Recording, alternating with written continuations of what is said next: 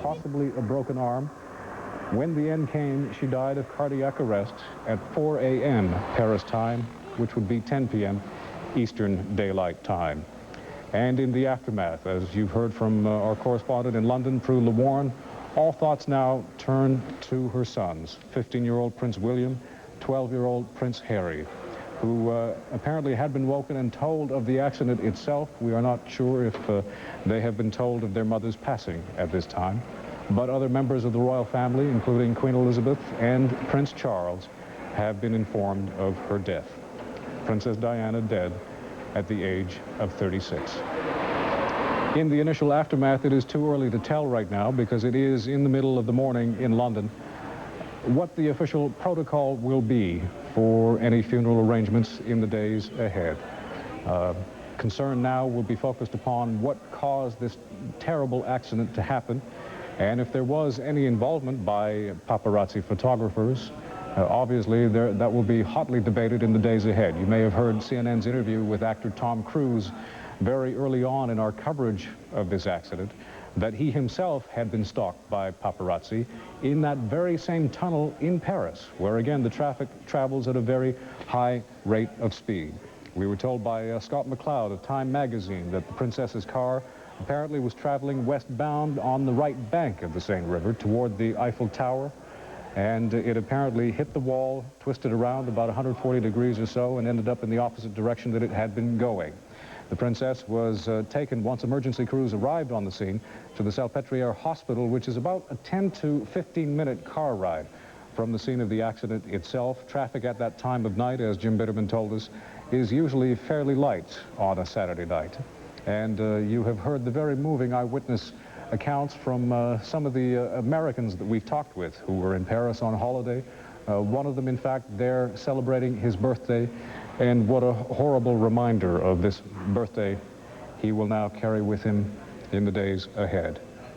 Again, we will be watching for further official word out of London. The only word we've had so far from the British government has come from British Foreign Secretary Robin Cook, who is traveling in the Philippines. In Manila, when he was asked for his reaction to the reports of Diana's death, Mr. Cook said, quote, "I am greatly shocked by this news. Our first thoughts must be with her children and her family at this time of immense loss to them," end quote. Princess Diana dead at the age of 36. Obviously, the most immediate reaction we are expecting to hear will come out of Britain itself. Let's go back to CNN's Prue LeWarn in our London bureau. Prue? I guess the most immediate way that the British public will hear about this as they wake up this morning, it is now just 5:30 here, will be turning on the television. And the mood has been set by BBC television, which has just played God Save the Queen, that is the national anthem, and showed the Union Jack, the national flag, at half-mast. In terms of what the BBC is reporting to the British people, the BBC is reporting that Buckingham Palace has confirmed that Princess Diana has passed away, and that Queen Elizabeth II and Prince Philip have said that they are deeply shocked and distressed. And that's what the British people are hearing this morning as they wake up. Prue, do we know as yet what the protocol will be in the coming days as the princess's body is returned to Britain? We know that after the divorce she was able to retain the title of princess, but she lost the royal title, Her Royal Highness. Is it likely that given the circumstances, her funeral will be a state funeral?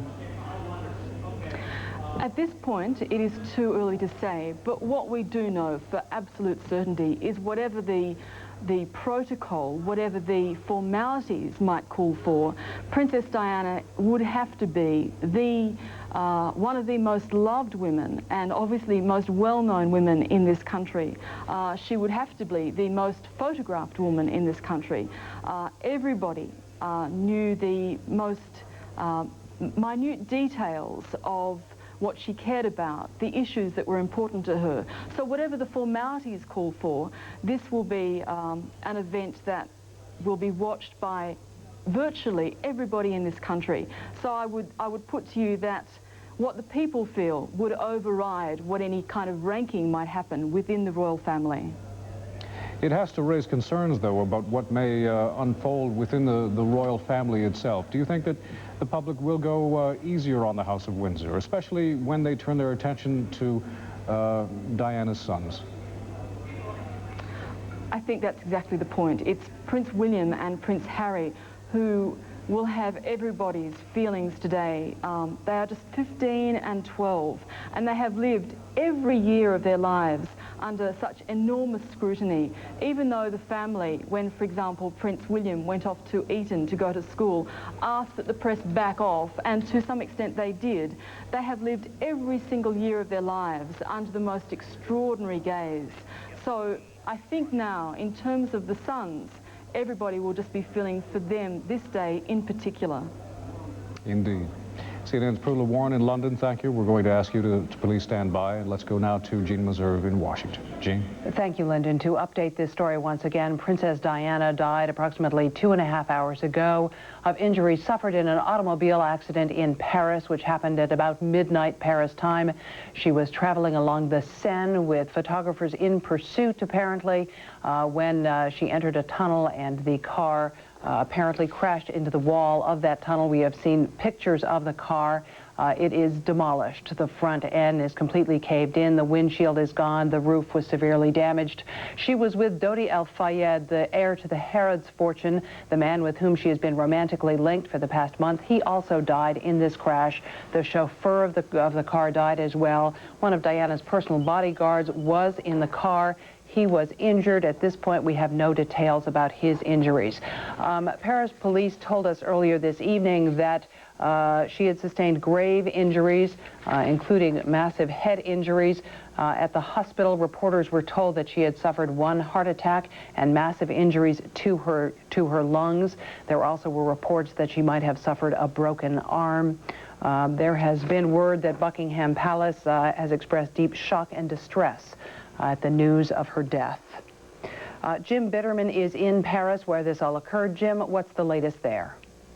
Gene, we're getting some more details now about the crash. It must have been a horrendous accident.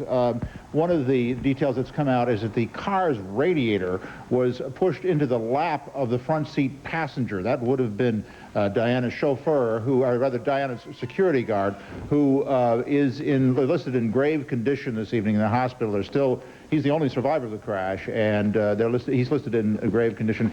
Doctors have officially pronounced Diana dead of lung hemorrhage. They actually had her on the operating table. They had performed some surgery on her at the hospital, but she then died of what was called a lung hemorrhage. Another thing that French press is reporting this evening, a very interesting small detail that's come up with regard to that criminal investigation. AFP says that the police have detained 5 press photographers for questioning and seized 2 motorcycles and a motor scooter after the accident. And that would go to the cause of the accident, which we strongly believe was caused by photographers pursuing Princess Diana at very high speed, and the car went out of control, apparently. Jean? What do we know much of what happened in that tunnel?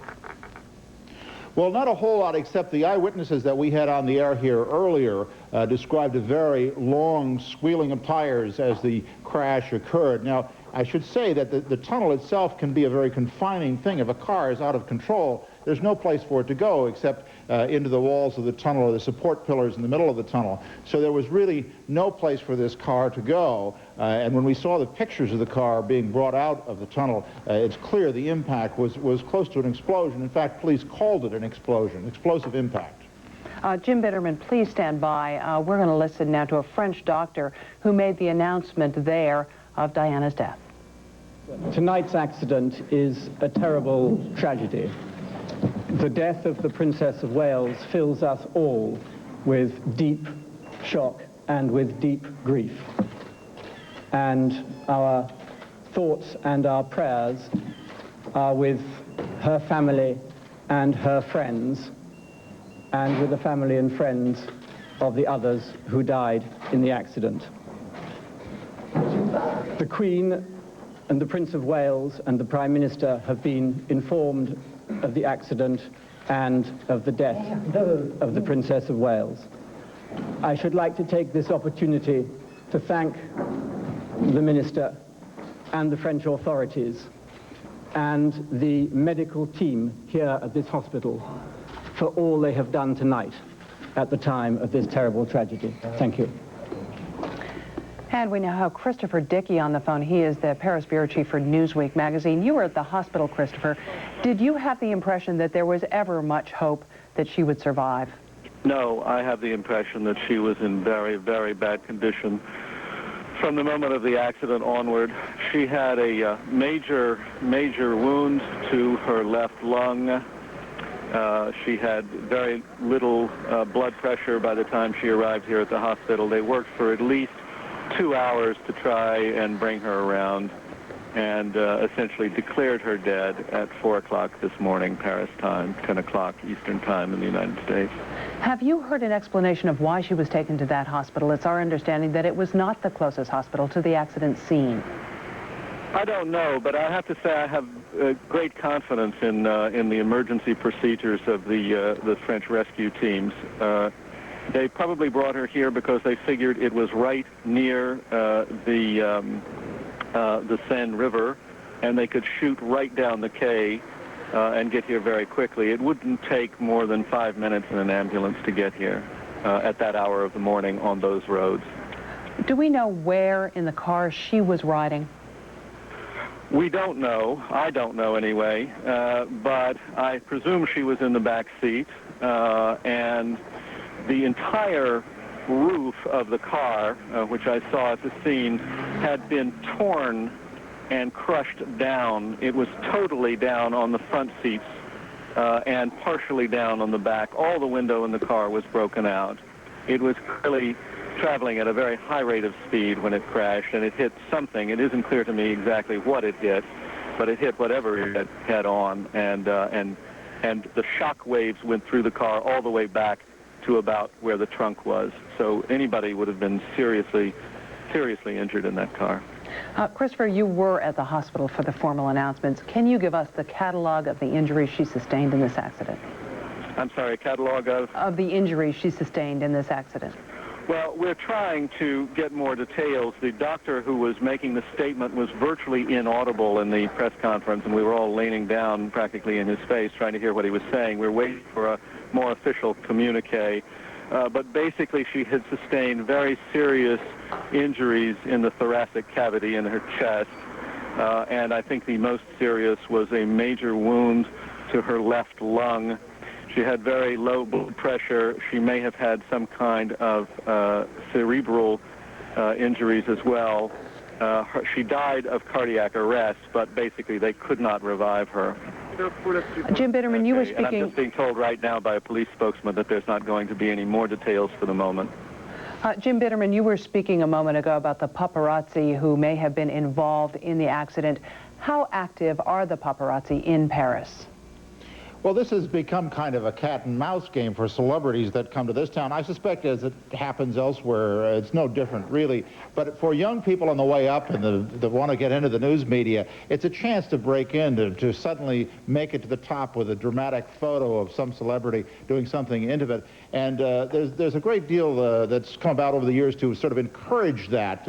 Magazines have offered increasing amounts of money to people who come up with the goods, with the pictures.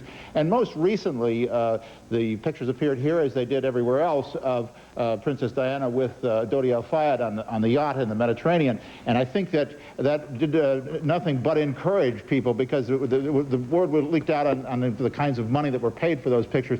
And I think that people, it encouraged young people that want to be photographers to try this kind of thing. Like I say, police have apprehended, at least according to French press, 5 photographers.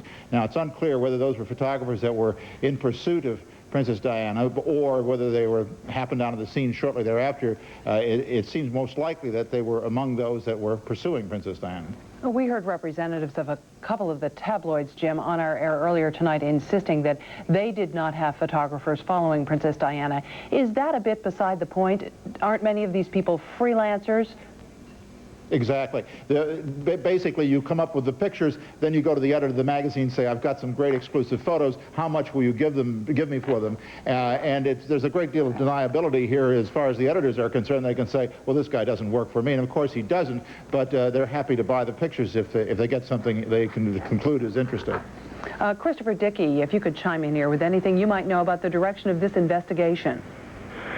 Well, I think they've questioned at least 7 witnesses. I don't think we could say that there have been arrests yet. At least that was not what we were told by the French Interior Minister at the briefing.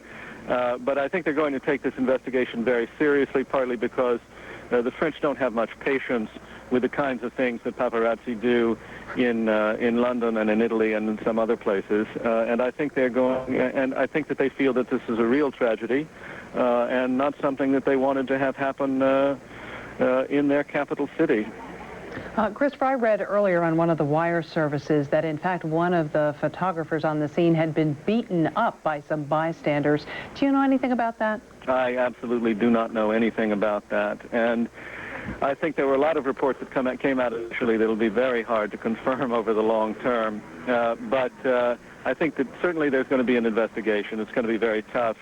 To give you an idea of how they felt here, there was a very nice tribute paid to Princess Diana by Chevènement, the Interior Minister, who called her a woman who was very modern, courageous, and sensitive to human distress. And I think the French want to show that they're sensitive now to the world's distress in this case. Jim Bitterman, as Dawn arrives in Paris, how are television, radio, the newspapers handling this story? Well, I think it's a very grim situation for a lot of French, and as Christopher points out, one of the things I think that would almost be felt as a national embarrassment here, that this would have happened on French territory, that there could not have been better control kept over the photographers if they turn out to be, in fact, the cause of this accident. There's also, I think, going to be some conversation or some look at the safety in these tunnels and these high-speed roads along the Seine. Diana's chauffeur apparently was going quite fast for the car to have suffered the damage it did. But this would not have been unusual, even though the limits are posted at 70 kilometers an hour, 40 miles an hour or so. In fact, people sometimes drive up to 100 miles an hour through these tunnels along the Seine, and it's quite dangerous. Jim Bitterman and Christopher Dickey, please both stay on the line. President Clinton is, of course, vacationing on Martha's Vineyard and has been for several weeks. Eileen O'Connor is traveling with the president and has the latest on reaction from his party. Eileen? Hi, Jean. Basically, we're in Martha's Vineyard where the president and the first lady just left a clam bake. They were told originally that Princess Diana was injured. Then they were told by Bruce Lindsay, one of President Clinton's aides, who had been asked to be kept informed of this information, that she was dead. They were visibly upset. They embraced as they left the clam bake, and they issued this statement. The president saying, "Hillary and I knew Princess Diana. We were very fond of her. They are profoundly saddened at the news. Their thoughts and prayers go to the family, friends, and especially her children." President Clinton and the First Lady Hillary Clinton here on vacation, but obviously very upset at this news. Jean? Eileen, did the Clintons know Princess Diana well? They did know her. They had met her, and they say that they knew her and were very, very fond of her. Obviously, she has been always a favorite with the American public. She has been a guest at the White House many times. She has often been a patron of international charities that have touched across borders into the United States. She's often come here for fundraising missions at which the Clintons were involved. And so, therefore, they did, in fact, cross paths, and they were very, very fond of her. And thus, they were very upset. I mean, obviously, she's very young and was a favorite among the American public. Jean? Eileen O'Connor, I know you're somewhat familiar with the operation of the paparazzi. What can you tell us about how they do their job?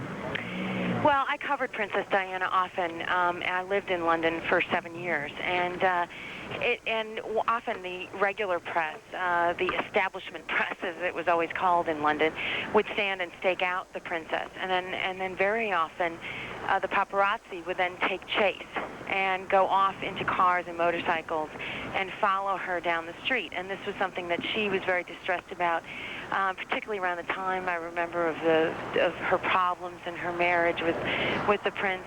And it was also very distressing to her concerning her children. She was often expressed dismay at this, and recently in Le Monde expressed dismay at this.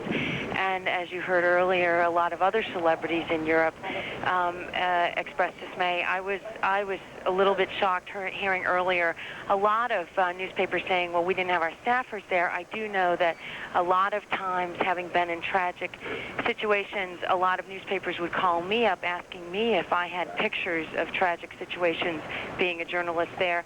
There's often a bidding war for these kinds of pictures, so it doesn't really matter if you have a staffer there or not. Often these pictures are bought for exorbitant amounts of money from freelancers.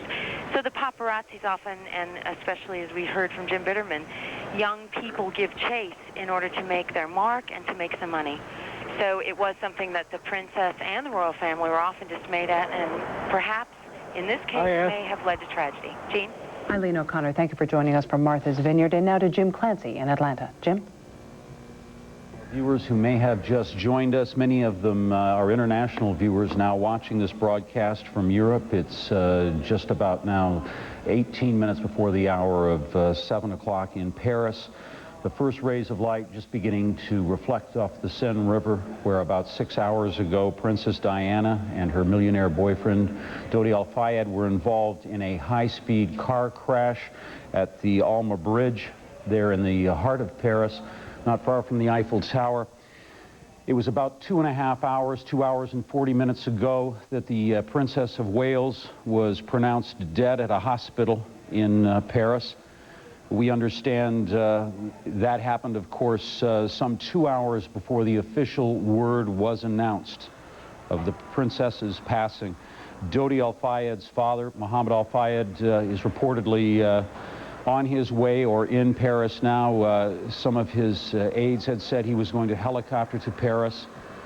There has been a lot of speculation about this crash surrounding, as you just heard, paparazzi reportedly were pursuing the princess and Mr. Al Fayed in their car. And that car apparently at high speed struck a pylon in an underground tunnel. Went out of control. The car was completely smashed. The roof of the car was brought down to the height of door level. The princess seriously injured. She had head injuries, apparently chest injuries and a thigh injury. Doctors at a hospital there in Paris tried to do their best. We heard earlier from the British ambassador saying and thanking the people at the hospital for all that they had done. But the mother of the heir to the British throne was killed. Her life could not be saved. This is going to be a difficult day for many people in Britain as they awake and hear this news. Of course, they are 1 hour earlier. Many of them are, of course, hearing this on the local news broadcasts on the BBC and other news radio reports that they are getting. You can see here the car, what is left of the car, as it appeared in that underground bridge that follows the Seine River. Apparently, the princess and Dodi Al Fayed had had a dinner at the Ritz and were en route to his apartment, although that has not been confirmed. But it was at that time that the car was pursued and then struck a pylon. We're going to bring in now Andrew Roberts. He is of the Sunday Times. Andrew, this has to be a very difficult story to cover. Impossibly tragic, as tragic as you could really think of. Andrew, when you look at the reaction, have you heard anything from Buckingham Palace? Anything official or unofficial? No, Buckingham Palace make a point of not being the first with the news. They follow up. They don't break the news. So nothing should be expected until they have said, but, you know, don't worry about them, she's dead. Your We've had it reaction? from so many sources now. You knew Princess Diana. Impossibly tragic. I knew, yeah, of course. She genuinely was saintly. She meant what she said when she talked about the underprivileged and the dispossessed. She was a woman who hadn't got a vicious bone in her body, and if we had a privacy law here, if we had a press law in this country like they have in France, she could be alive today. that is going to be an issue, if not the issue, following everyone dealing with this tragedy. But she also lived with the press. It was a part of her life. It was a part of her life. Yeah, well, the problem was that she was flung into something that she didn't fully appreciate how to handle. They were always so much faster than her, so much quicker. They were always there to grab her most private moments. I can tell you she hated them. She hated them with an absolute passion. My wife and I had dinner with her a few weeks ago, and leaving the dinner, when we went in, there was nobody there, but somebody in the restaurant had phoned up, and the whole, paparazzi group, there must have been about 60 photographers outside the restaurant as we left with her, and you could just tell the pain that she could not have a private moment without this blot on civilization. Obviously, you are have strong feelings about what has happened. Not just me. You wait. You'll see tomorrow when Great Britain wakes up. I mean, later on tonight, this morning, when the country awakes, you'll see how strong the emotions are. It's not just me. It'll be a national feeling of horrific loss. It is, as you say, a horrible loss. When you think of Diana, you described her there, but I'm wondering, she was larger than life. She was more than a princess to Britain. Why? She was in a way, she was our most successful ambassador. She projected a feeling. It's something, I don't know if you have the expression in America, noblesse oblige. It means the nobility is obliged to work for people less fortunate than themselves. Lots of members of the nobility take no notice of it nowadays in the late 20th century. But for her, it really mattered. She came from a very grand, very aristocratic, very upper-class family, which still remembered certain duties that they had towards people less privileged than them, and she was the exemplar of that. I'm not saying she was a saint, of course not. She had her boyfriends, she was unfaithful, etc. But she was saintly. That's the point about her. And it's a terrible, terrible loss. Princess Diana's legacy, if we can talk even about that, she was at a point of change in her life, wasn't she? You say you had just talked with her. She appeared to be on a whole new road. Yeah, I think, by the way, that whoever it was in your piece there that said that she was going back to Dodi Fayed's flat, I mean, I think that's probably going a bit too far. I'm not sure that's necessarily true. There are all sorts of places she could have been going off to. To assume that she was going to this man's apartment is, I think, unfair to her memory automatically. But she did think that she had a new role, and it really was the role of the mother. She adored those children. What this is going to do to the young princes, I mean, psychologically, how this affects them, it's just terrifying to think. As a mother, they obviously knew that there were risks involved with having a parent in the royal family. They had obviously weathered some storms of publicity alongside her. How well prepared are they? Appallingly badly prepared. I mean, there are, of course, assassinations that take place in the royal family. Their great-uncle, Lord Mountbatten, was blown up by the IRA a few years ago, and so they all, are there to, in the back of their minds, they must expect the worst. But who could have expected this? This isn't assassination. In a way, it is assassination, actually. In a way, it is assassination. But in fact, of course, it wasn't political. It was just the most appalling tragedy, and the princes will be crushed by this because they will have been woken up in the middle of the night and their ultimate horror will have been revealed to them. For Princess Diana, for so many people, Princess Diana was on a road. She was speaking out against the use of landmines. She was taking an active, some would even say controversially, a more political role in calling for the banning of landmines, but she seemed to have struck out with real meaning in her life.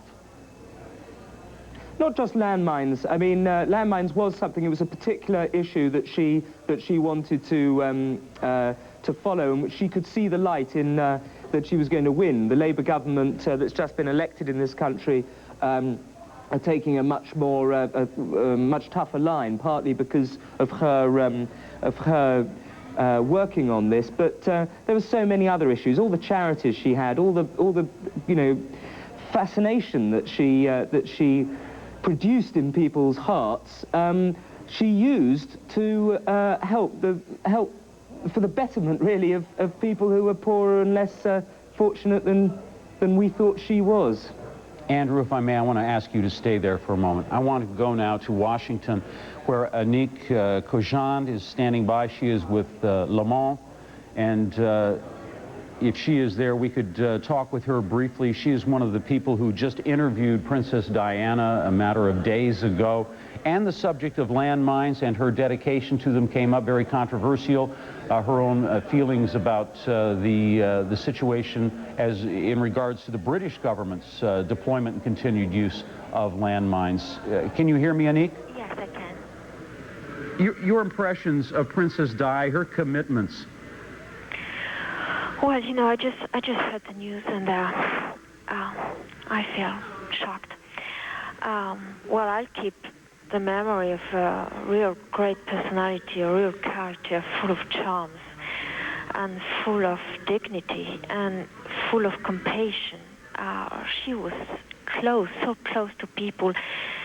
When I talked to her, she told me how her father always taught me to consider anybody as an equal, and she said, I always did and I'll always do, and I'm sure my sons have learned from that experience, and I'm sure they will, because really she was very much involved in different fields in charities and doing whatever she could for the people she was visiting, and she was not obliged to do all that kind of thing. There's a lot of duties I know a princess has to do, but she wasn't obliged to do all the different visits she was doing in hospital, for the refugees, in all the countries she was going to, etc. And we finished the interview and the conversation by a sentence that I always remember, and I'll finish the article I wrote with that words of her. She said, whoever in distress would call me, I'll come wherever he is. And I think I thought this was really unbelievable for a princess. This was the kind of risk she was taking, but she was not aware of that kind of risk. And I think for that maybe people didn't consider her enough for all the jobs she was doing. People had, there was a trend to consider she was just a very pretty and charming princess, and that's all. And she had not to talk about about important or too serious subjects like landmines or like politics. But I think she was much more aware of things than most of the people thought, and she was much smarter than they thought always. And I think her sons must be very proud of her. Annick, if you can stay on the line. Andrew Roberts, does that sound like the Princess Diana that you knew well? Pardon me? One. And I've just been reminded, literally a couple of months ago, when she heard that my wife had had a baby, she sent a bunch of flowers round immediately with the most moving, heartfelt message, and she did it for everyone. She was, you know, high and low. She was so special. It's gonna rip the heart out of this country, I can tell you. And you talked a little bit about Andrew. Andrew, I want to ask a question of Annick, if I may. Annick, we've been talking about the paparazzi. Her vehicle, her vehicle was being pursued reportedly by several photographers on motorcycles, but she had no trouble relating to the press as she could explain intellectually about the subjects that she was interested in this case, landmines. Yes, well, there was a real problem with the press, and we talked a little bit about that, because, of course, she was very much aware of what she represented and how well known she was. So she was willing to use this fame for different causes, and she was feeling a real responsibility because she was famous, a responsibility to use that in order to promote different values, and I think she did that well. So sometimes she was accused of using the press, but I think she was just playing her role. By the other way, she very often she said to paparazzi or to photographers, "You make a hell of my life," she said once, and we talked a little bit about that, and she explained how the British press especially, but not only the British press, I guess, but was really hard towards her, and always looking for something which was bad, and always criticizing her and pursuing her. And that was really, well, they were making a real difficult life to her. I mean, can you imagine having a lot of people always waiting for you each time you're going out of your house, etc.? It was just unbelievable. But so, you know, there was a double relationship with the reporters and the paparazzi, because in a way, of course, she wanted to escape, and in another way, she knew that she couldn't. So she tried to use them sometimes, and I think most of the time it was really for good causes. Annick Khajan, thank you so much for being with us with Le Monde. I want to also, for a moment, Andrew Roberts, bring you in. Just in a closing comment, I'm sure that it's going to come up. People are going to say, the princess used the press. Did she really ever have a choice? Of course she had no choice at all. You can't be a princess in modern Britain, or indeed modern anywhere, without having an inordinate amount of interest in your life. But the heartlessness, the viciousness with which the media pursued that woman and finally did her to death is out of all proportion to any attempts that she used to gain publicity for the causes that she loved. Andrew Roberts, a friend of Princess Di. Andrew Roberts with the London Times. Thank you so much for being with us, remembering her. Princess Diana is reported she is dead in a Paris hospital after being involved in a car crash with her companion Dodi Al-Fayed. That happened about 7 hours ago in Paris. We're going to have more on this story as we continue to follow it here on CNN and CNN International. Stay with us.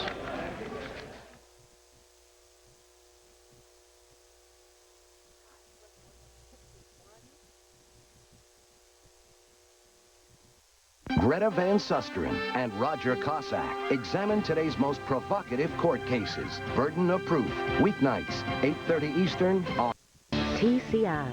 Movies. This month on Stars. Well, what's your fountain pen there?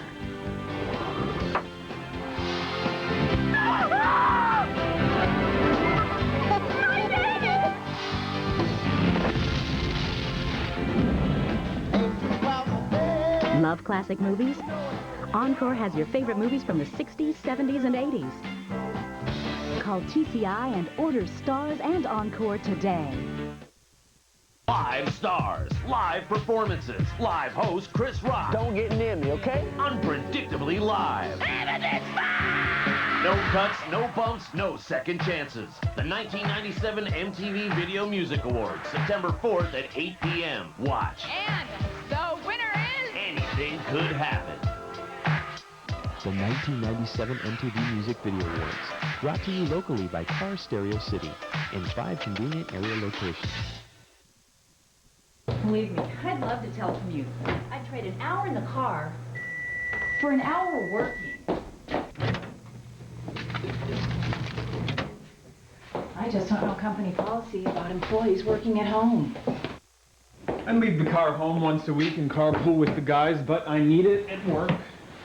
Well, not every day. Most days. Okay, sometimes. It's there if I need it. TCI. Pay-per-view. My name is Jerry Maguire. I'm a sports agent. You could say I'm at the top of my game, but something just isn't right. I've got this great guy, and he loves my kid. And he sure does like me a lot. Do you love her? How do I know? I mean, how you know when you know. Paris kills Lady Diana, the Princess of Wales. The crash also kills her companion, Egyptian millionaire Dodi Fayed. Good evening. First on 12 tonight, the British Press Association reports that Lady Diana died at the hospital 4 hours after she was seriously injured in a car crash. And French TV reports she suffered a concussion, a broken arm, and serious cuts to her thigh in the accident. Now, the car carrying the princess and her boyfriend was reportedly being chased by paparazzi riding motorcycles when this accident happened. French police say the crash occurred just after midnight Paris time in a Paris tunnel near the River Seine. Princess Diana, her chauffeur, also died in this crash, and one of her bodyguards was seriously injured. The crash trapped the victims in the pileup. The force of the crash crushed the roof of the car down to the top of the doors. Photos of Diana and Fayed filled British tabloids in recent weeks, raising speculation about their ties. The two apparently were in France together for a vacation. Fayed was the heir to London's famous Harrods department store. He was 42. Lady Diana was 36. Doctors say that Diana died of cardiac arrest after she suffered heavy internal bleeding from her injuries.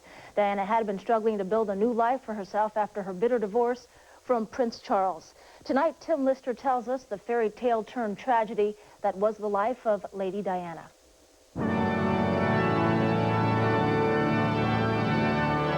It was the wedding of the century. A marriage that captivated not just the people of Britain, but the world. On a summer's day in 1981, Lady Diana Spencer married the Prince of Wales amid the splendor of St. Paul's Cathedral. She was young, diffident, and uncertain, not used to the formality and rules that governed the House of Windsor, and not used to the unrelenting media spotlight that would become part of her daily existence. The expectation was that she and Prince Charles would continue the line of succession, providing at least one heir who would assume the throne in the 21st century. And just a year after the marriage, their first son, Prince William, was born, soon to be followed by another son, Harry. Everything seemed to be going according to the script carefully prepared by Buckingham Palace. But Diana was depressed by her frequent separations from Prince Charles and by what she perceived as his excessive devotion to royal duty. She hated being away from her sons and was both hurt and angered by constant speculation about her husband's alleged relationships with other women. She spoke later of Lady Camilla Bowles, a longtime friend of Charles, as being the third person in her marriage. For his part, Prince Charles appeared to resent her immense popularity with the public, which stole the limelight from him. And his interests, the countryside, ecology, fishing and hunting, were incompatible with hers, music, fashion. Amid intense media attention, it became clear that Princess Diana and Prince Charles were growing apart. The newspapers would measure the days they spent separated. A book, Diana, Her Story, by Andrew Morton, revealed details of her unhappiness. She had developed eating disorders and was even reported to have attempted suicide. Eventually, but out of the blue, the then British Prime Minister John Major announced that Diana and Charles would separate. The British monarchy had not faced such a crisis since the abdication of King Edward VIII in 1936. But the princess was not to be deterred from maintaining her high public profile. Once the couple's divorce was confirmed and freed from the shackles of royal protocol, she began to be seen in public with other men. She focused her official life on several charities, as varied as the Royal Ballet in London and the Red Cross campaign against the landmines. Within the past few months, she's been in Angola and Bosnia to see at first hand the effects of landmines as a guest of the International Red Cross, a stand that courted political controversy. She managed to combine her charitable work with a high-profile social calendar.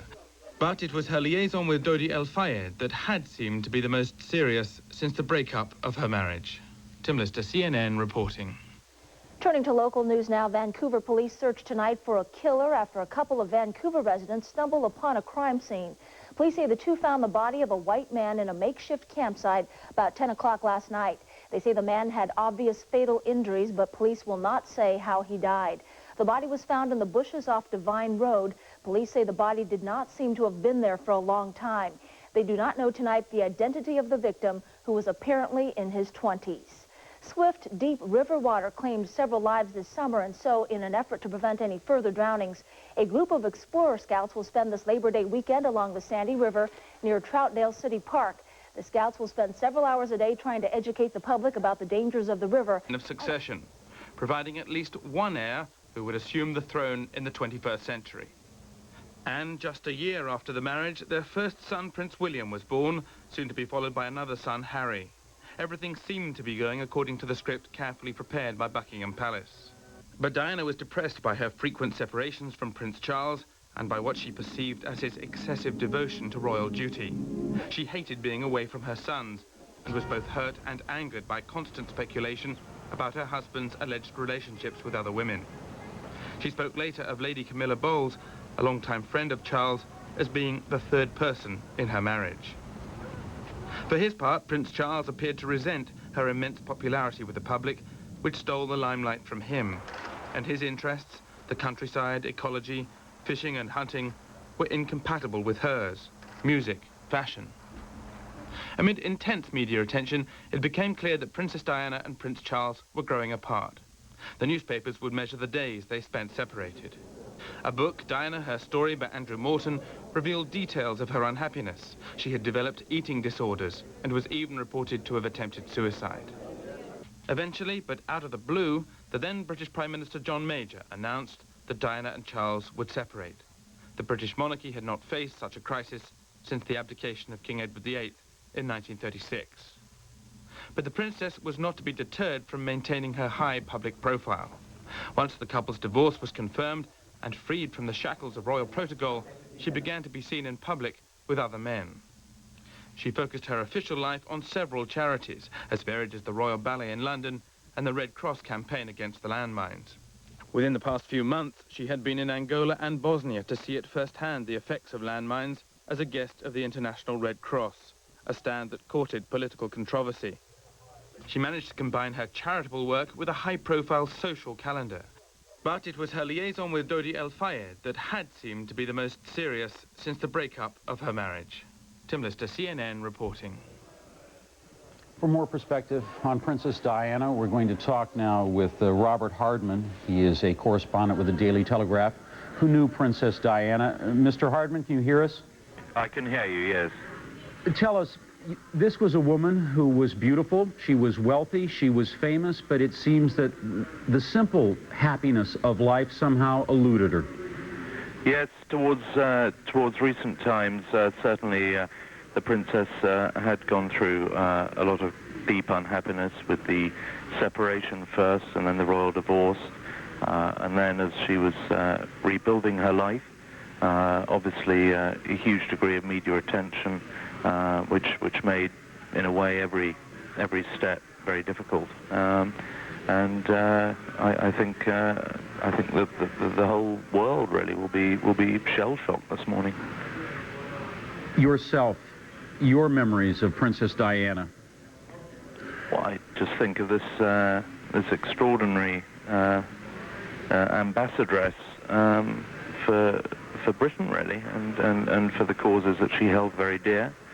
I remember seeing her in countries as far apart as Nepal, as in Zimbabwe, last year in Chicago. Wherever she went, there was an aura. There was this extraordinary sense of here was this person who could attract attention and, in a way, bring a message that was beyond perhaps politicians and diplomats.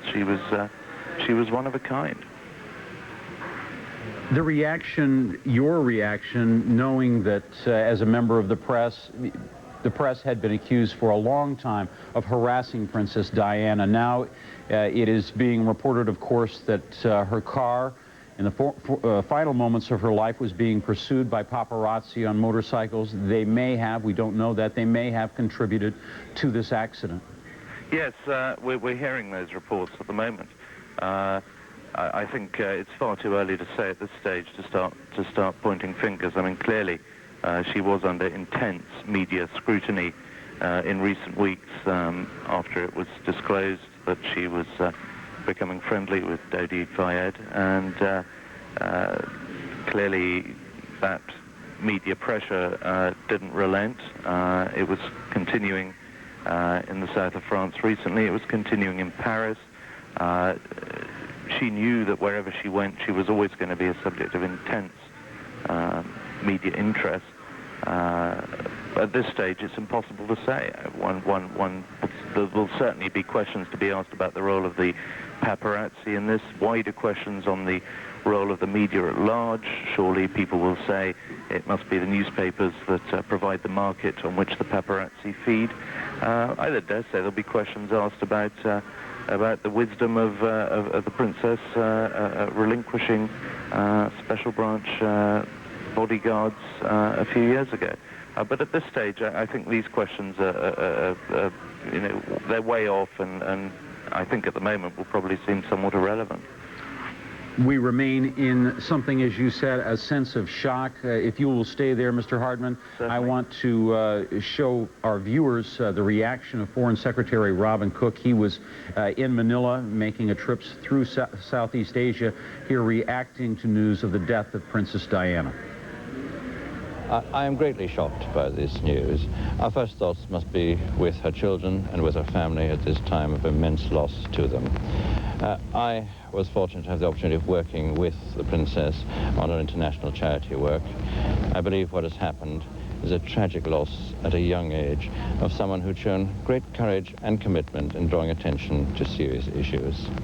For the next few days, her family and the nation must have time to come to terms with their immense sadness and loss. In the longer term, serious questions will need to be asked as to whether the aggressive intrusion into her privacy has contributed to this tragedy. Thank you. That was Robin Cook, Britain's Foreign Secretary, there reacting to the news of Princess Diana's death. Now, for more on what actually happened in the accident, what took place some 8 hours ago, 7 hours and a half ago in Paris, let's go to Jennifer West, who has a report and a wrap-up on it. The accident happened just after midnight in Paris. Princess Diana was in a car with her companion, wealthy Egyptian businessman Dodi Fayed, a driver and a bodyguard. They reportedly had dined at the Hotel Ritz, which is owned by Fayed's father, Mohammed Al Fayed. Other reports say their car was being chased by paparazzi photographers riding motorcycles. Whatever the case, the car carrying the princess and her companions was traveling at high speed when it smashed into a wall inside a tunnel along the Seine River.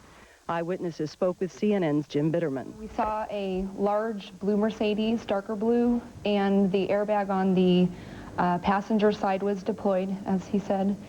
And we saw a lot of liquid on the ground. And when Tom went into the tunnel to help, we didn't know who it was at the time.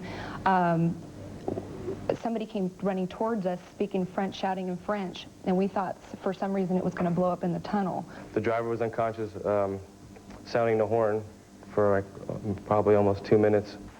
Police have opened a criminal investigation into whether pursuing paparazzi photographers in fact may have contributed to the crash.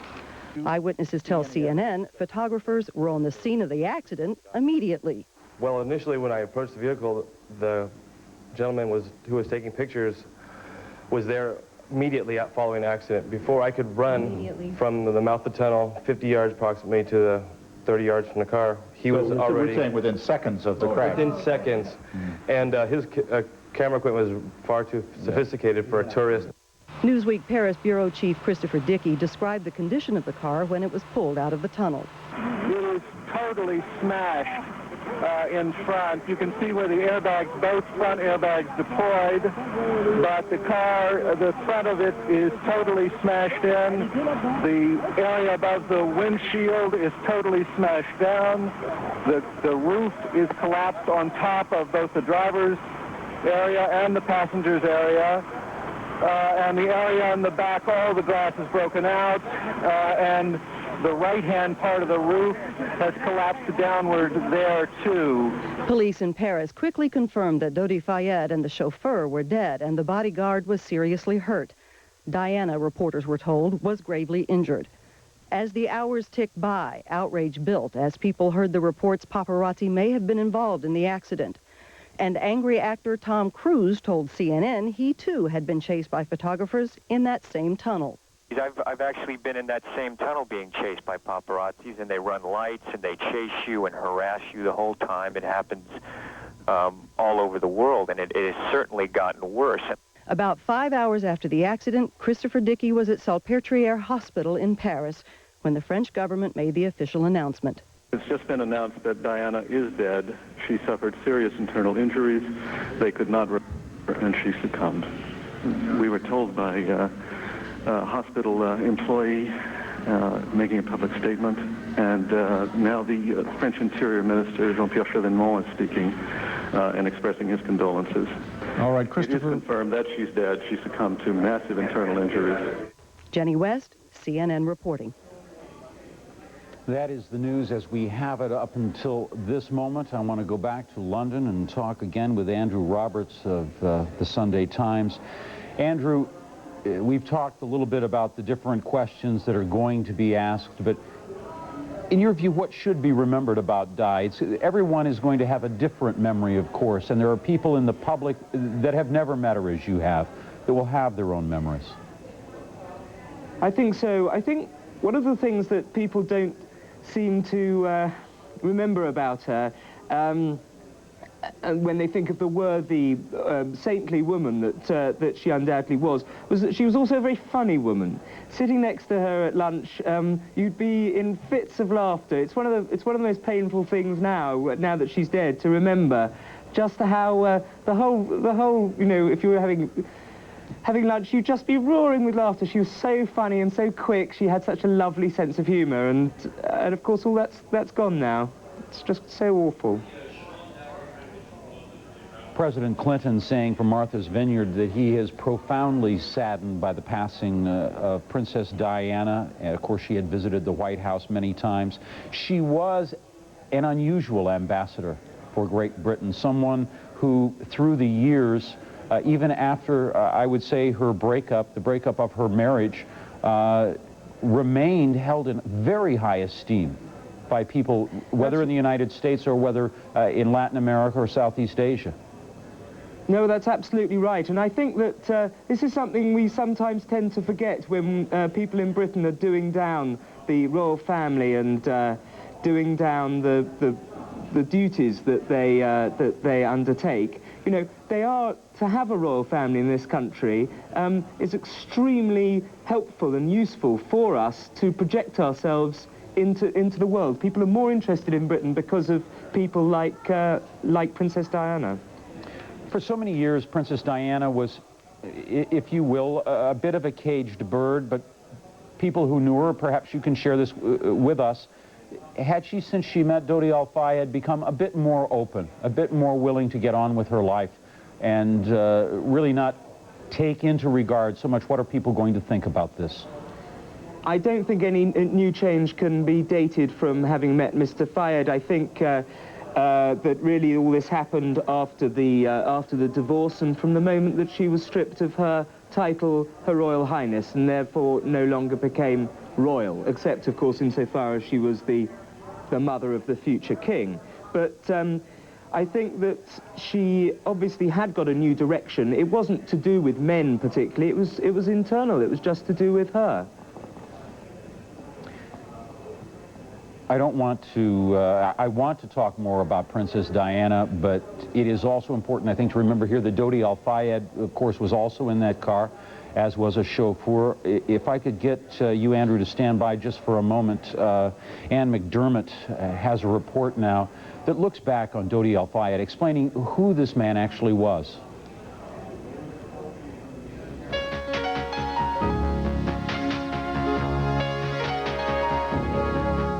He co-produced or put up money for movies like Chariots of Fire and Steven Spielberg's Hook. And Hollywood people who knew Dodi Fayed said they'd miss him. Well, I was shocked, saddened. He was a bright, studious man, very desirous of making a contribution to the Hollywood community. He did love beautiful women and collected them with great ferocity. One beautiful woman who said she was engaged to Fayed, who sued him when it became clear he was seeing Princess Diana, even she had kind things to say about him before he was killed. Yes, I found him very down to earth, very quiet and charming. I liked him a lot. Late Saturday night, Kelly Fisher's attorney, Gloria Allred, issued this statement about her client. Absolutely devastated. She's in an enormous amount of pain. She's just stunned. Fayyad's former publicist reacted to the initial reports that Fayyad's car was chased by paparazzi. I think there's going to have to be a significant amount of laws changed now to protect the rights of celebrities. The paparazzi's behavior has gone beyond obnoxious into the criminal, in my opinion. The news was just sinking in late Saturday in the town where Fayyad sometimes made movies. It was a great shock. I can't believe that it happened. Oh, that's bad news. What? I didn't know. Oh, I'm so sorry. Ann McDermott, CNN, Los Angeles. Robert Hardman with the Daily Telegraph is still standing by. Robert, you were vacationing in the south of France. Had you been there at all to cover the relationship that appeared to be developing between Princess Diana and Dodi Al Fayed? No, I'm some way up the coast from there. I mean, I was aware this was going on. I must say this took me as much by surprise as it took everybody else by surprise. I've been away from London for a week, and it's quite staggering. I mean, the princess has been down on the French Riviera with Mr. Fayed several times recently, and on his yacht. It's well known along the Côte d'Azur that they've been in the area, but I think they had a degree of privacy once they were offshore on the yacht. Occasionally, when they came into shore, of course, the paparazzi moved in and gave us the pictures, which confirmed that this friendship was happening. But I can't speak for the south of France at the moment because the sun is just rising where I'm sitting. But I suspect there will be as much shock here as there will be in London, America, and elsewhere around the world. Just how much pressure, Andrew, was she under by the paparazzi? If you can describe it, what it would be like for anyone to have to deal with it.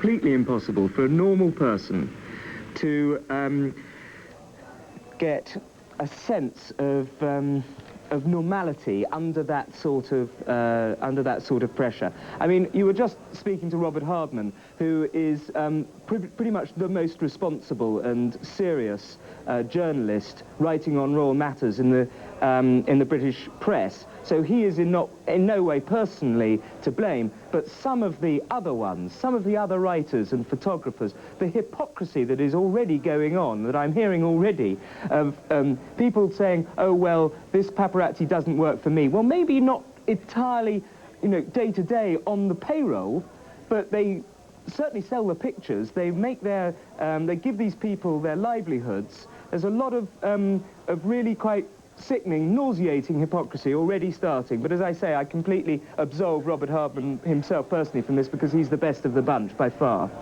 All right, I want to bring in a correspondent of our own. Jim Bitterman is in Paris. Jim, what can you tell us? I understand that there have been some arrests of some photographers there in Paris. Arrest may be a little bit too strong. At least 5 people were detained after the accident.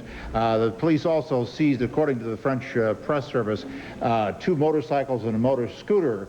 And they have launched a criminal investigation. Now, it strikes me that there's probably 2 grounds for that. I noticed earlier we were talking about stronger laws being needed. In fact, France has quite strong laws about the protection of private lives, and there are laws that would cover this kind of situation. A person who's intervening or interfering in someone's private life could be brought to trial on those grounds. The other thing that strikes me is if there was any law broken in terms of creating the chain of events that led to the accident. Something that should be pointed out, as much as the paparazzi, the photographers may have been the immediate trigger for the accident, it should be noted too that the chauffeur of the Mercedes was obviously traveling at a very high rate of speed for this car to have suffered the damage that it did. So there was also some other fault involved in this. I mean, the driver of the car was taking a real risk. Jim? What have the police been able to tell you? Any details at all about how fast they think that the car was going? What might have caused the accident? Is it far too early for that? No details at this time. I mean, they've got this criminal investigation going on. The speed limit along that part of the Seine is 70 kilometers an hour, about 42 miles an hour. This was a very large Mercedes, Mercedes 600 that was blown apart by the force of the crash. Now, it was a crash in a very confined area, but one must say that the car was probably doing something over the speed limit to have that much damage incur. So it's hard to tell at this stage exactly how the police investigation will come out, but there are some details here. Also, one of our eyewitnesses said that the screeching of tires went on for a number of seconds as the driver tried to bring the car under control, and the force of the impact, as police said, was explosive in nature, so much so that the radiator of the Mercedes ended up in the lap of the front seat passenger. That would have been Diana's bodyguard, we believe. Jim? What has the reaction been there this morning as Paris awakes to a tragic day? Well, I think that Jean-Pierre Chevènement, the Interior Minister, summed it up best in the middle of the night at the hospital when he announced that Diana had died. He said, "In the name of the French government, I express my great sorrow and pain. I offer the condolences of the French people to the royal family." I think in general, this will probably lead to a great deal of outcry about the paparazzi and the photographers, the interference in private lives, the way some of your guests have already mentioned. I think in a funny way, I think the French will feel kind of a collective responsibility about this. They won't feel very happy that all this took place on French soil. Diana was very well known here. She was covered in the press here, and it will not be a mark of shame, but certainly it'll be taken on as something that the people will not be particularly proud of that it took place here in France. Just a quick question, Jim. Did you get a chance to see anybody on the streets today as they discovered the news? I know you've been busy. We've had you busy tracking the story down there, talking with the eyewitnesses as you did, and talking with police. But any chance to get a glimmer of the hospital workers or the common Parisian? Well, not the hospital. Chris Dickey was over at the hospital, but I was down at the scene, and there were a number of people turned out at the scene. Now, Paris is a town that goes all night, particularly on Saturday night, so there are always people on the streets. But there was a small crowd that had gathered, and some people had come down, obviously, from their apartments near the crash scene. This is basically a residential area just off the Champs-Élysées, and people had come down from their apartments, were standing around in little pajamas and robes and whatnot, watching as the wreck was brought out of the tunnel, and it was a terrible scene indeed. All right, Jim Bitterman, if you stay there, we're going to have to take a short break. We will be right back as we continue our coverage of the death of Princess Diana at 36 years of age. Stay with us.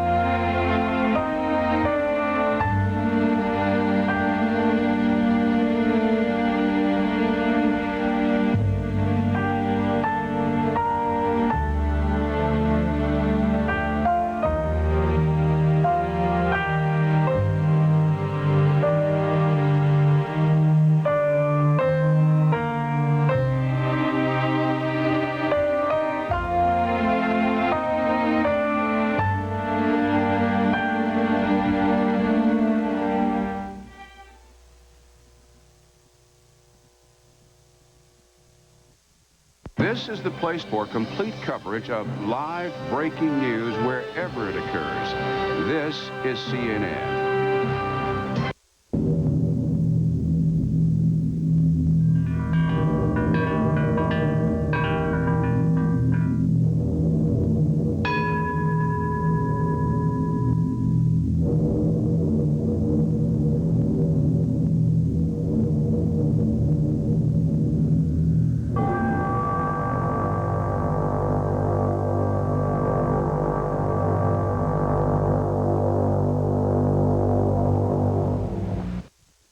Check out the newest technology in sport utility vehicles, the all-new CR-V from Honda.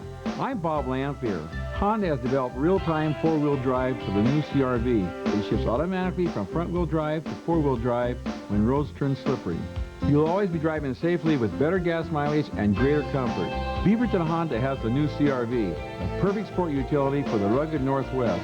Life may be complicated, Beaverton Honda isn't. In downtown Beaverton. This is CNN.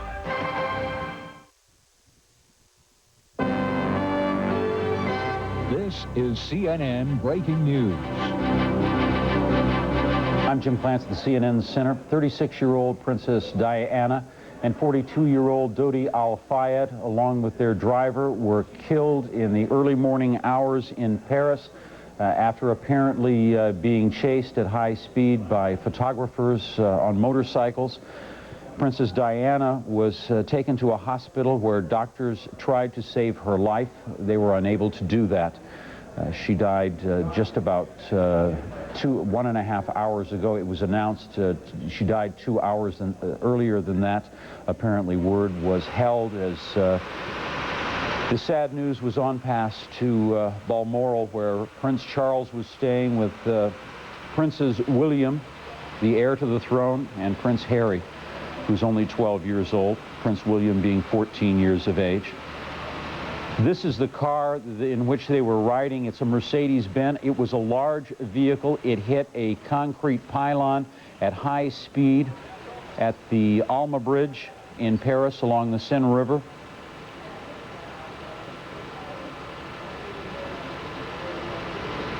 It was a French doctor who, hours later, first informed French people of the death of Princess Diana. Let's listen in to that press conference from some 2 hours ago.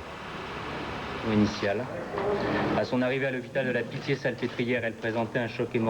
her arrival at the Salpêtrière Hospital, she was in a condition of serious hemorrhage and shock.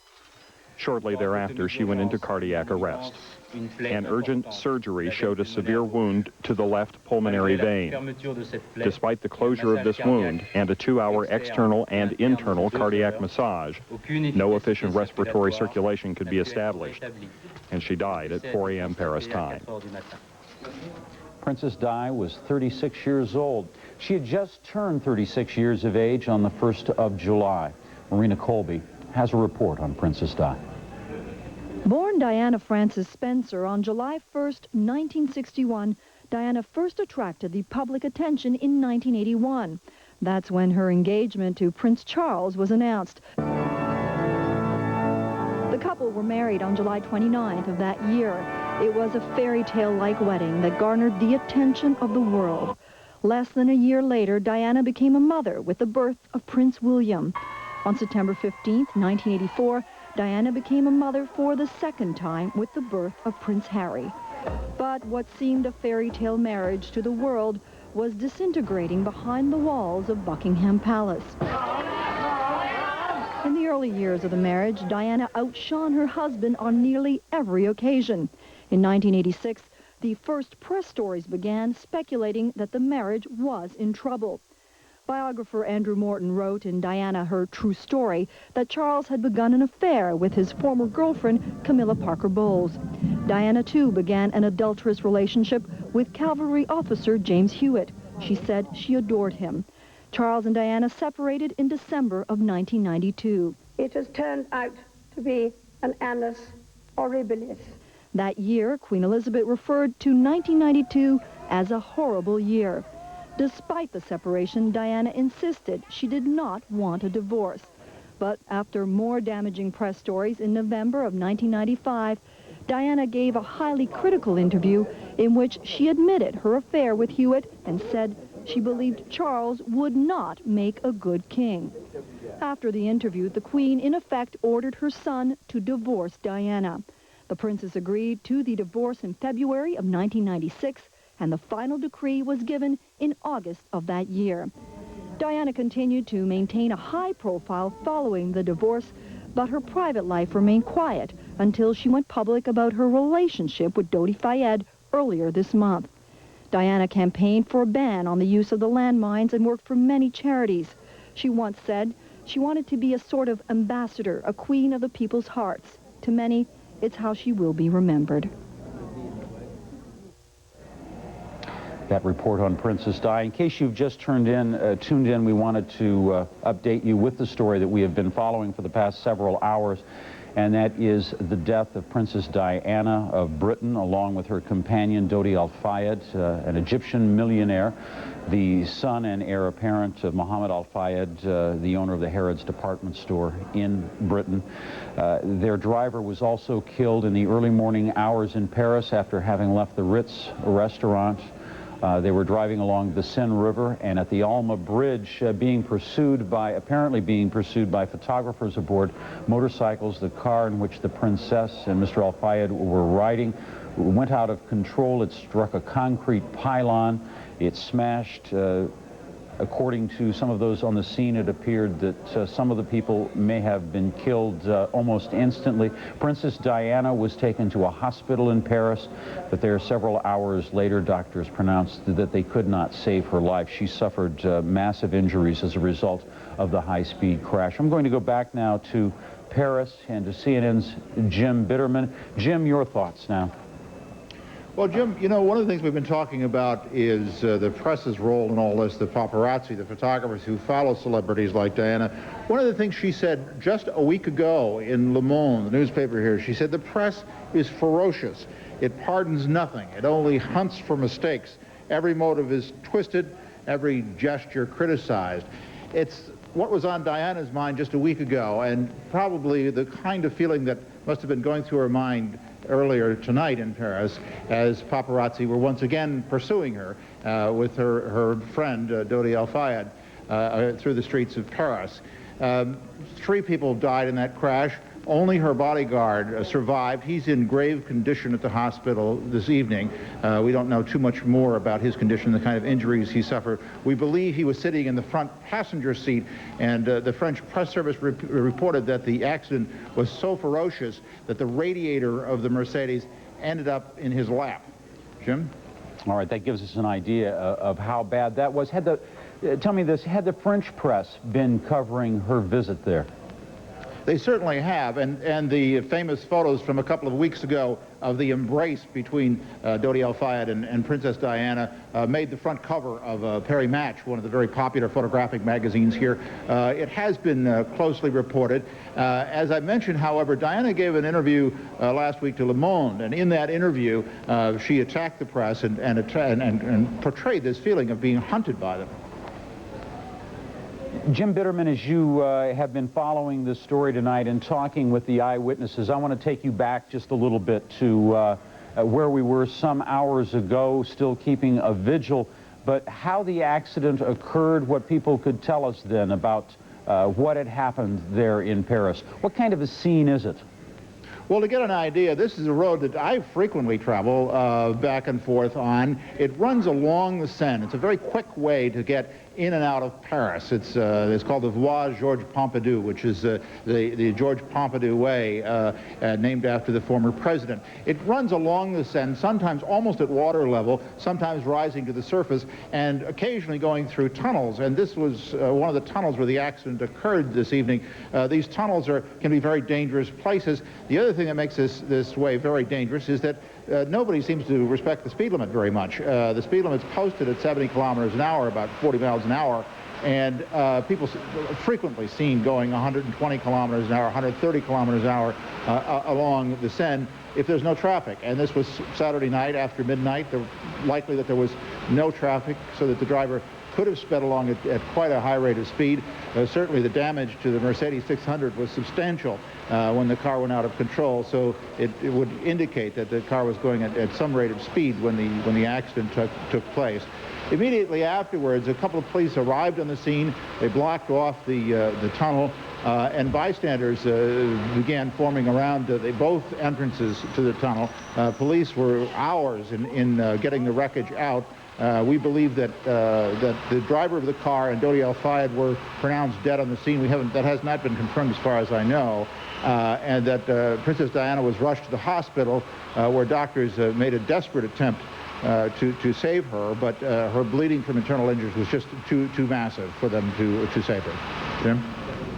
Talking again about the reaction, you had mentioned earlier that you think Parisians, all of the French people indeed, will find it sad in a way that it happened in France. Why? Well, I think so. I mean, there's a couple of things. First, there is a law to protect private lives in this country. In fact, if I'm not mistaken, I think that some of the royal family a few years ago actually sued under that law in France and won a judgment against some of the photographers who were pursuing them. There is a law to protect privacy here. It's a question of enforcement, really. And I think that that's one part of it. The other part of the equation is sort of the responsibility that one has as a host country for the royal family of another country, for something untoward to happen on French territory can be seen as kind of a blight on the nation as a whole. I'm not sure how responsible the average Frenchman in the street will feel, but certainly the royal family was very well known here. Princess Diana was over here frequently. Prince Charles was here very recently for the 70th birthday of Rostropovich right here in Paris. So they're familiar fixtures here on the scene in Paris, and so I think there'll be a real outpouring of reaction once the Parisians get up and understand what's happened overnight. Jim, if you stay right there talking about the reaction, I want to switch now and go to London, where Prue Lewarne is standing by with some reaction as Britons get up this morning, many of them only to discover that Princess Diana has passed away. Prue? Thanks, Jim. Let's take a look at how, as you mentioned, the British people were given this news this morning. This is how the BBC gave the news to the British public.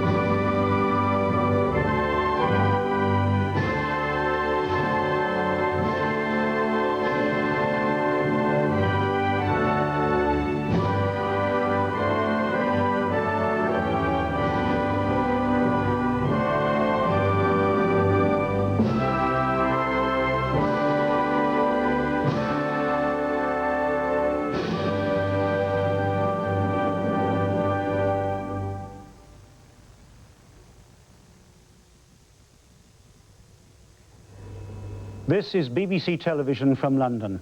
Diana, Princess of Wales, has died after a car crash in Paris. The French government announced her death just before 5 o'clock this morning. Buckingham Palace confirmed the news shortly afterwards. In a statement, the palace said, "The Queen and Prince of Wales are deeply shocked and distressed by this terrible news. Normal programs have been suspended throughout the morning while we bring you the latest news and reaction." Diana, Princess of Wales. And that was how the British people woke up this morning to find out that Princess Diana had passed away. That was broadcast about 15 minutes ago. Well, CNN has also spoken to Buckingham Palace, which has confirmed that Prince Charles, Prince William and Prince Harry have all been told of the passing away of Princess Diana.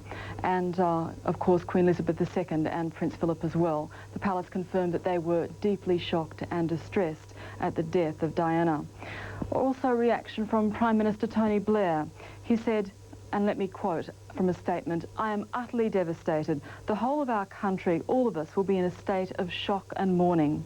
Diana was a wonderful, warm and compassionate person who people, not just in Britain, but throughout the world, loved and will mourn as a friend." And also, the Foreign Secretary of Britain, who is travelling in Asia at the moment, Robin Cook, said, "I am greatly shocked by this news. Our first thoughts must be with the children." And, of course, it is very early here still, 6:45 on Sunday morning. People are just waking up. But already on Talkback Radio, people have been expressing their heartfelt concern, especially for the sons, William and Harry. All right. We're also hearing, of course, the announcements coming in. President Fidel Ramos of the Philippines, Prime Minister John Howard of Australia, President Clinton, of course, all expressing shock and sadness at the news of Princess Diana's passing. And, of course, the tragic way that it happened with Dodi Al Fayed alongside her, their driver, also killed there in a car wreck in Paris. A bodyguard of Princess Diana reportedly suffered serious injuries. He is still in the hospital. We don't have late word on him. As we continue to monitor the situation, Prue, I want to bring you in again and just ask you about the formalities that obviously have to be dealt with a funeral. Perhaps there is no other way to deal with this. It's going to be, regardless of what protocol might be involved, it's going to be a very large, a very sad event in Britain. Yes, but also a matter of the discretion of the family. Not necessarily a large event. It could be, in fact, a small family event. We don't know at this stage. And you must factor into your thinking exactly the way in which Princess Diana died. For example, one would have to rule out a lying in state. Obviously, it was a very gruesome death. We simply do not know at this stage how the royal family and her own family will deal with this. Thanks, Prue.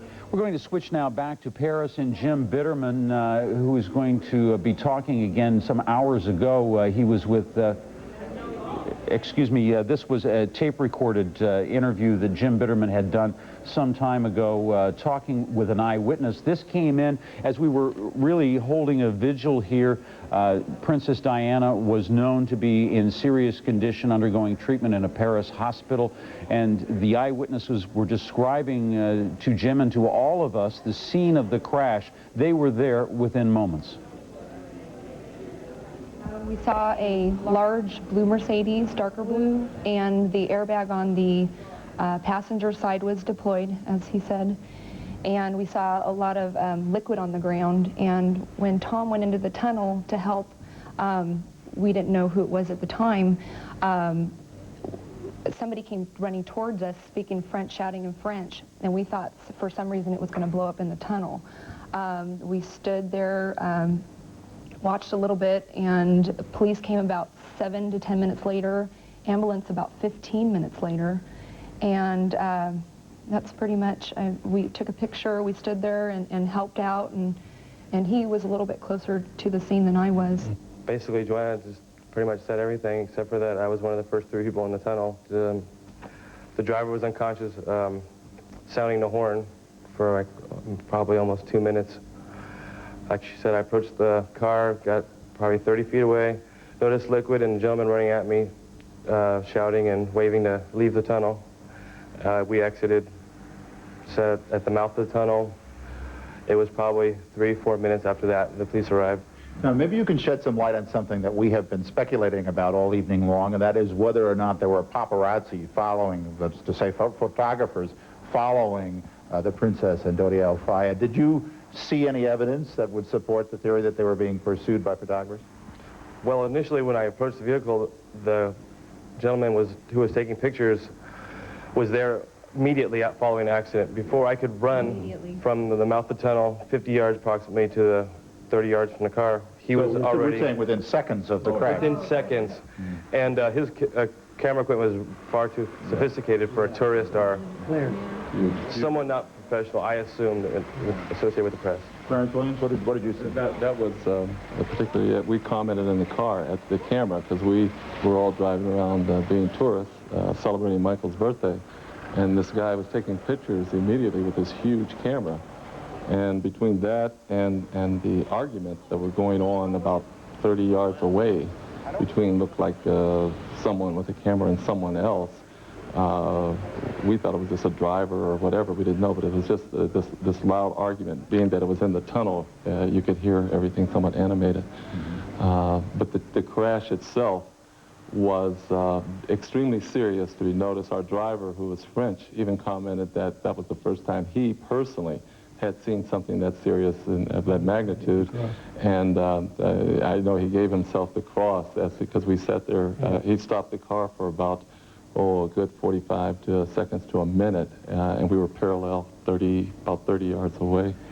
From what I could tell when I was standing out there, it appeared the car was still on its wheels, but it may have flipped over in the process. Do you think it flipped over? Was there evidence that it ran into the wall? Yeah. It looked like it had gone it just kind of tilted. Facing the opposite direction. It was facing definitely. And the that gentleman was still sitting. The gentleman was still sitting in the car, or semi-conscious, so it didn't flip over, but it was up against the wall, and debris was on both sides of the tunnel. Wouldn't you say? Yeah. What kind of car was it? It was Mercedes. Dark blue Mercedes. And for about 2 minutes, the horn sounded, so we assumed that somebody was against the horn, pressing the horn, and then that stopped.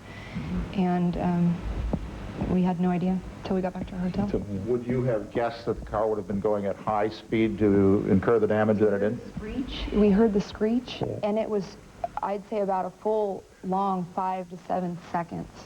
And then we heard the crash, the huge, like an explosion. And so I'm assuming there was something in their way. That's why they were screeching. It looked like the condition of the car, you would have thought that there was at least a head-on, or that it hit some sort of cement embankment, the way it that's what we thought crushed. first, was the way it was situated. I think it had turned around, because it was facing the same direction we were going. In the opposite lane. Yeah. Especially when no other car wrecked. No sign of any other traffic in the area? The car stopped maybe 50 yards up front, another car maybe 50 yards in back, but nothing. How about motorcycle? Because there was talk that the paparazzi, the photographers that may have been following, were on a motorcycle. Is there any evidence of a motorcycle driver around? It's hard to say because the law here in Paris, you have to stop for a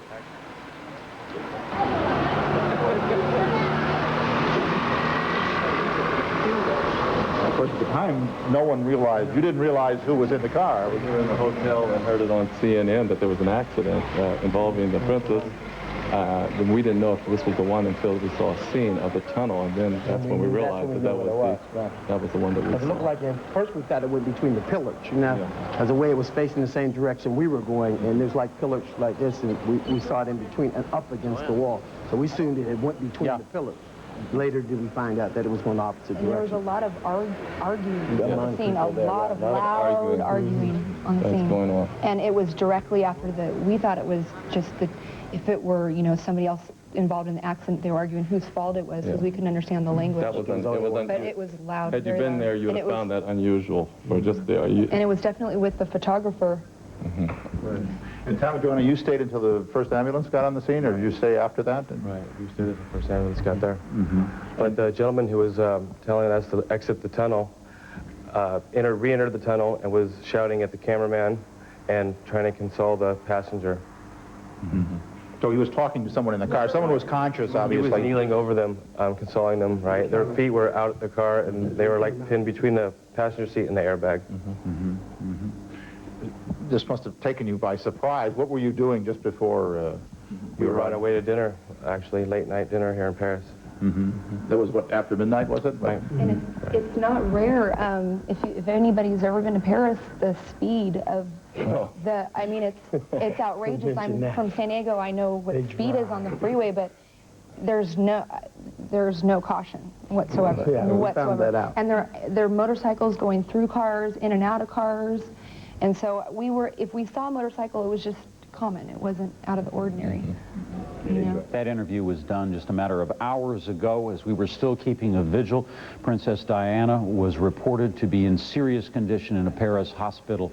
And then just about 2 hours ago, word came from that hospital that Princess Diana, age 36, the mother of the heir to the British throne, had passed away. She and Dodi Al-Fayed were traveling through the streets of Paris, along with their driver, of course, and a bodyguard of the princess. And they were being pursued by motorcyclists, apparently paparazzi, photographers who were trying to get a snapshot of the famous couple. Somewhere things went horribly wrong at around the Pont d'Alma, or the Alma Bridge, along the Seine River. At high speed, very high speed, the Mercedes-Benz automobile in which the princess was riding crashed into a cement pylon.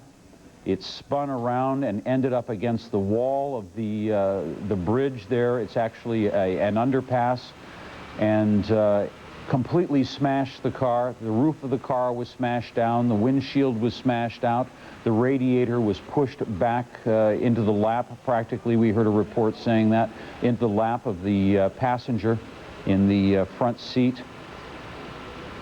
Princess Diana was taken to the hospital where doctors fought to save her life. The British ambassador to France was there with his wife at her side, as was the French Interior Minister. They were unable to save her life. We understand it was about 3.5 hours ago now that she had passed away. They actually withheld the news of that for about 2 hours in an effort to allow the family to be notified for some time, some breathing room perhaps there for the family and for Britain. Now Britain is having to deal with the shock and the pain of the loss of Princess Diana. I understand that we now have someone on the line here. Sir Bernard Ingham, the former press secretary to Margaret Thatcher. Your thoughts on this day, sir? Well, I think it's an appalling day. It's an appalling disaster in the sense that we should have lost the Princess of Wales. It is only fair to say that I have been critical of her in the past and her arrangements and her approach to the media, but nobody would have wished this upon anyone. And our thoughts go out to her sons, who are apparently in Balmoral with their father. They've had to put up with a great deal in their short lives, and this, I think, is a great tragedy for them. How will Princess Di be remembered?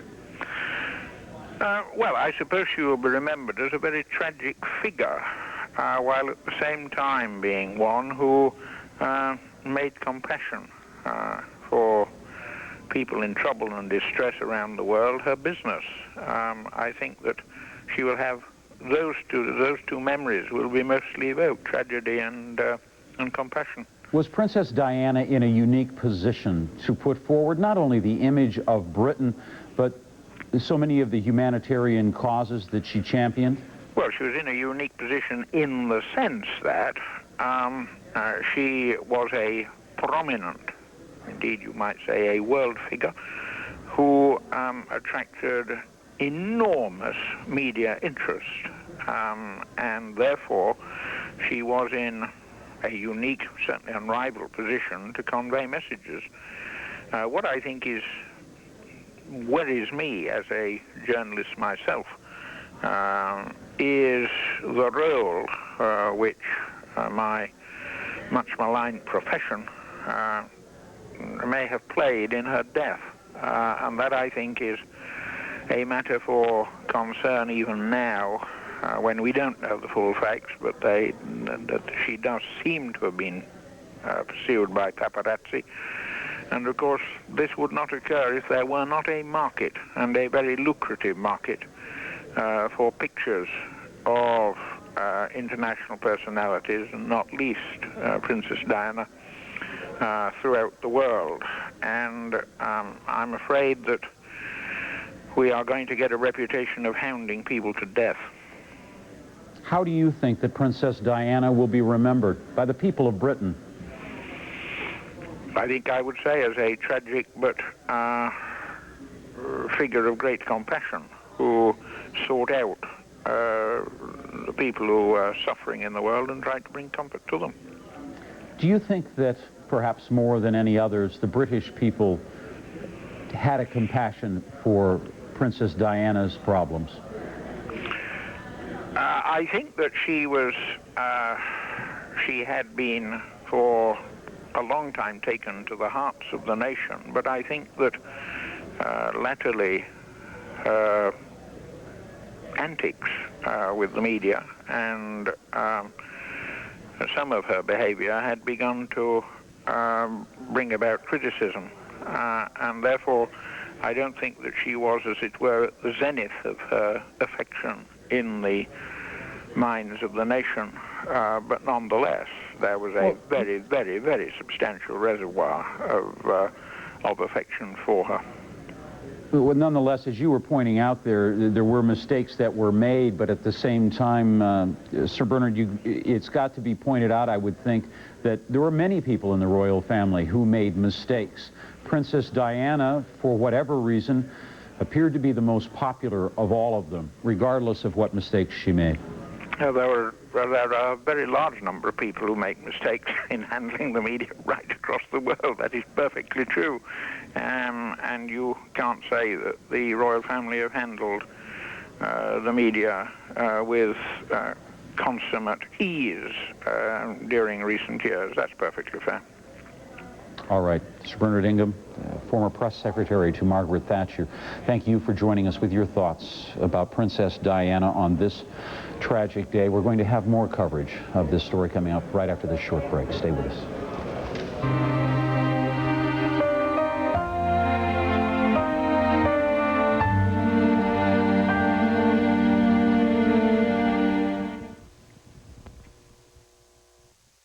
This is the place to turn for the events shaping your world today.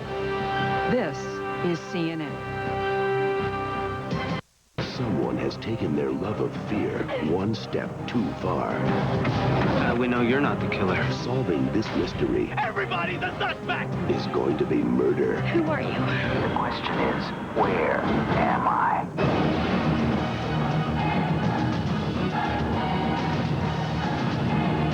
We all go a little mad sometimes. Scream, the new thriller from Wes Craven.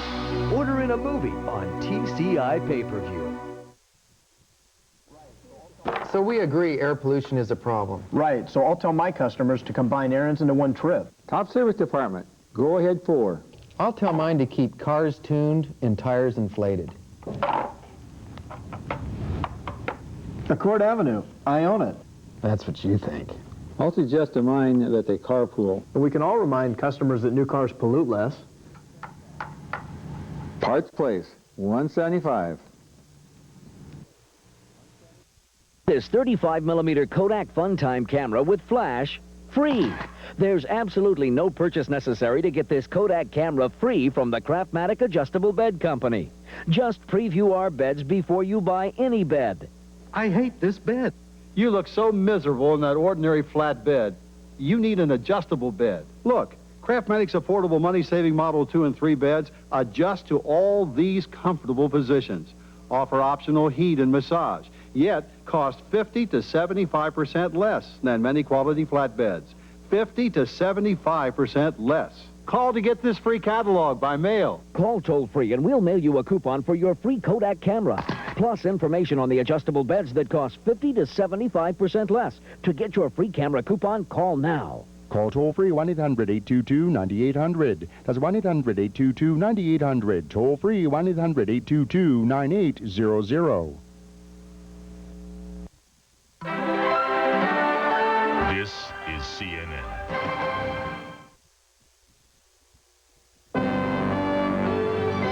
This is CNN Breaking News. I'm Jim Clancy, the CNN Center. Britain's Princess Diana has been killed in a car crash in Paris.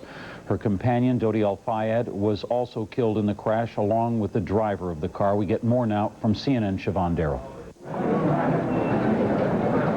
The British public woke up to tragic news Sunday morning. Their beloved Princess Diana is dead after her car crashed in Paris late Saturday night.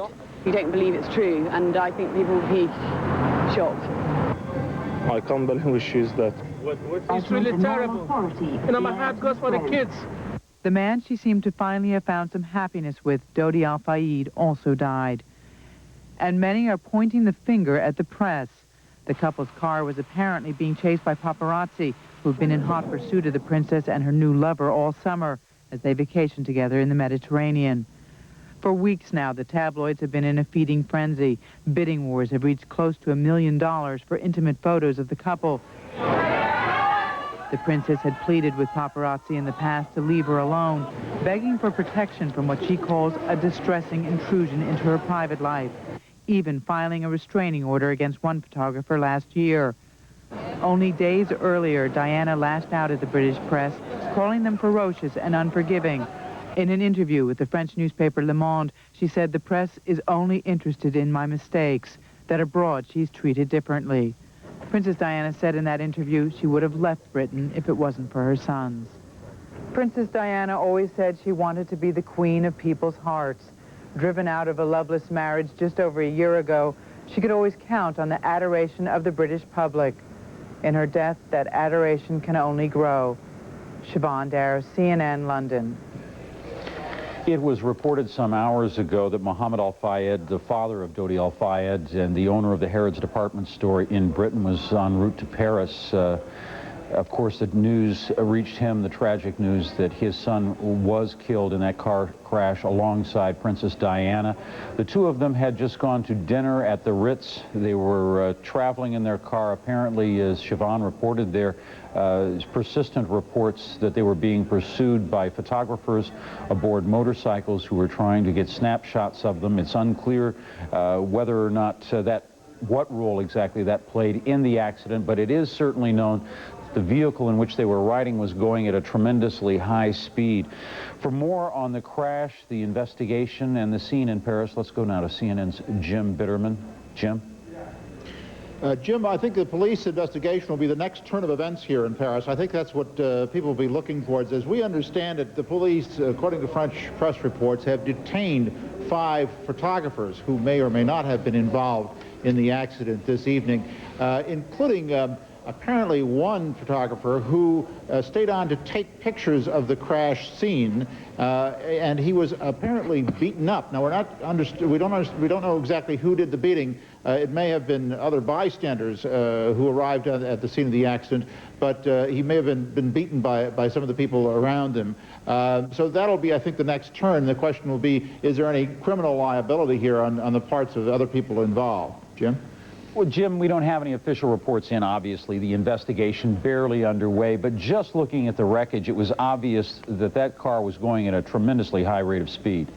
Well, the French Interior Minister confirmed that to some extent. He said it was traveling at a high rate of speed. French radio reported that it was at least 100 kilometers, 60 miles an hour when the accident took place. That would have been substantially 50% over the speed limit that's posted at the scene. Christopher Dickey is on the line, the Paris bureau chief for Newsweek magazine. Christopher, I wonder if you can tell us a little bit about the reaction in Paris this morning. Well, I think people are stunned. I think the French liked Lady Di, Princess Diana, a lot. They found her beautiful, a fairy tale princess the way the rest of the world did, and they thought probably that she would be respected and have her privacy better respected here in France than she did in Britain and other places that she went. I think there's also a little bit of shame here that this kind of event would take place in Paris, that someone who wanted to lead a more private life would find herself pursued in this particular fashion through the streets of Paris at midnight or 1 o'clock in the morning. It's a difficult time. Obviously, French authorities are going to have some kind of an explanation here. Was there any more learned about the driver of the vehicle? I don't know whether you learned any more.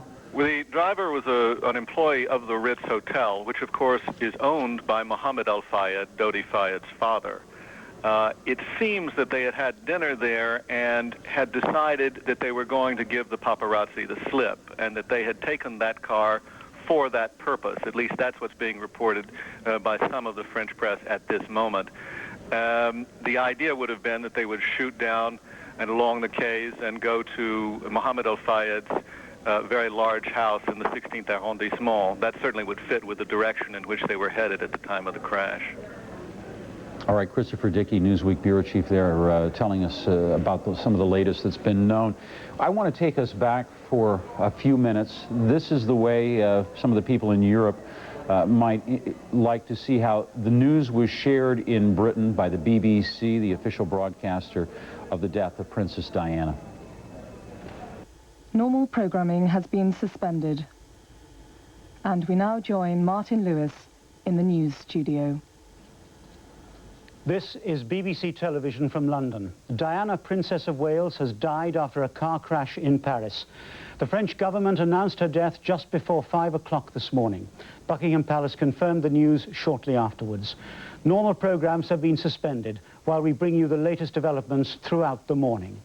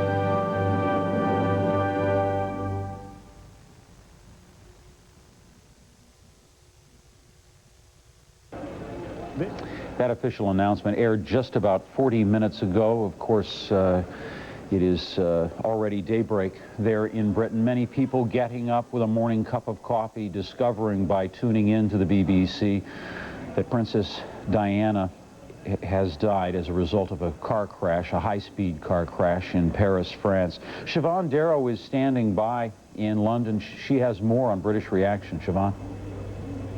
Well, Jim, as you say, it is still very early here. The shock and the enormity of the loss is only just sinking in as people begin to wake up. Now, Queen Elizabeth and Princess Diana's former husband, Prince Charles, have issued a statement saying that they are deeply shocked and distressed. The British Prime Minister, Tony Blair, said that he's utterly devastated, as is the whole country. So again, it's still early here. Certainly, many people are only now waking up to this utterly devastating news. Jim? Are the newspapers, special editions coming out, I would imagine? Yes, they are, because the early editions missed the story, so they will certainly be coming out. And certainly the newspapers in this country are going to do a lot of thinking about how they cover this, given the fact that the media may have played such a crucial role in this accident, Jim. All right, we see there, it appears the Daily Mail, some of its copies, the Mail coming out with a special run there, noting the death of Princess Diana in that Paris car crash. Because it is so sudden, because it was so unexpected, perhaps because Princess Diana's light burned so bright, not only among the royals, but among so many people that are famous around the world, it just comes as more as of a shock. Is that the feeling that you're getting with the people that you've talked with there in Britain? Yes, people said to us this morning they just can't believe it. They just absolutely can't believe it. Princess Diana was such a loved figure in this country. She certainly was a controversial woman in many ways, but she was greatly loved. She always said she wanted to be the queen of people's hearts, and in many ways she certainly was. She was very serious about her charities. She just came back from a trip to Bosnia where she was trying to get the world to ban landmines. She's traveled to Angola. We've seen her over the years in hospitals with children dying of AIDS, with children dying of cancer. She's a woman that really cared about the little people, and she really wanted to try and alleviate suffering in the world. So there's a lot of people in this country that are going to really deeply feel the loss, as they are around the world. We know that the United Nations has sent a statement of condolences saying the world has lost a great humanitarian, because Princess Diana she was considered the most photographed woman in the world. She did have the media hounding her, but she did her best to use that spotlight to focus on some of the needier people in the world, Jim. Her relationship with Dodi Al-Fayed, obviously it had fascinated the tabloid press and even the broadsheet press to some extent.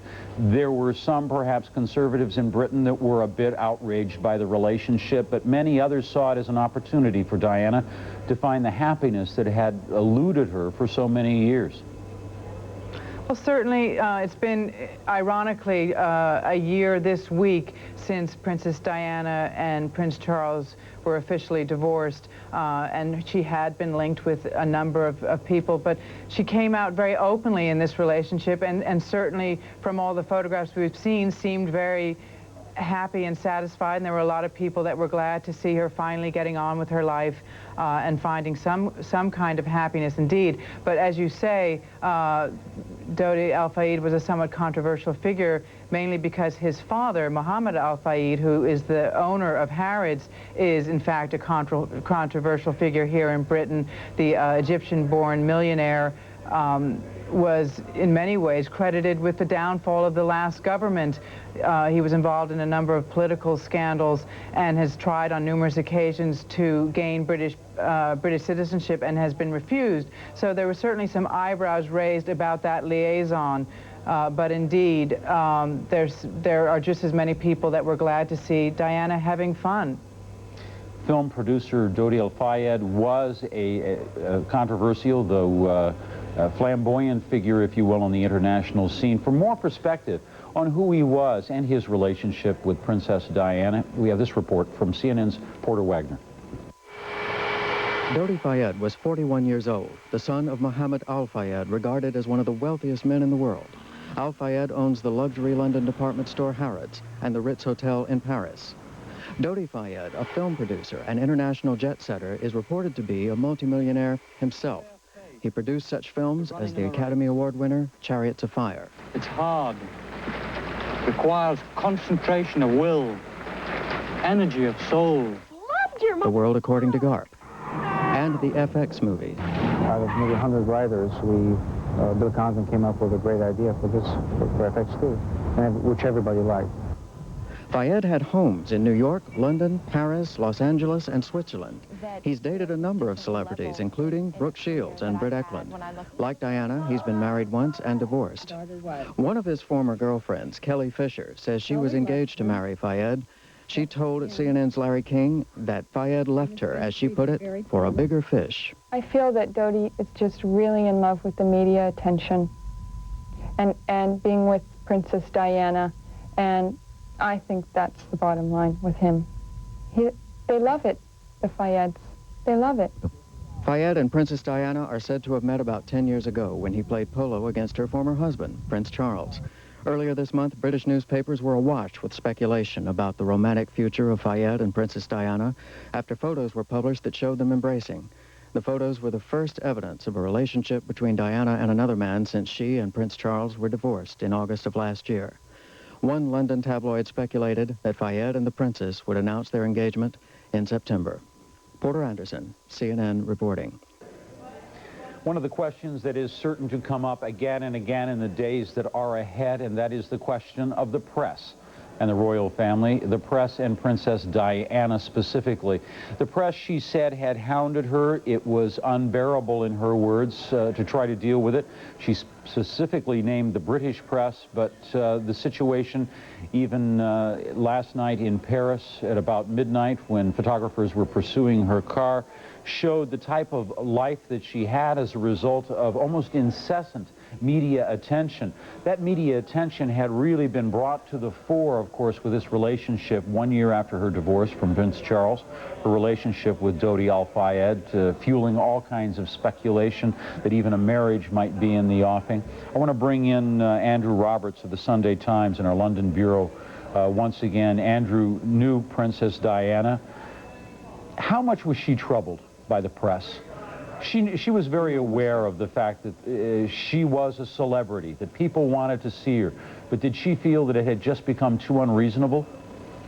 Oh, absolutely, yes. They wanted to see her, but not on her terms. She, you know, we've got laws in this country to stop people stalking, but we don't have a law to stop people from shoving camera lenses into your life constantly. I mean, the fact that we're hearing that a man actually took photographs of her dying in the car shows what scum these people are and how far they will actually just go. What kind of a debate is there going to be? Will it be much of a debate, really?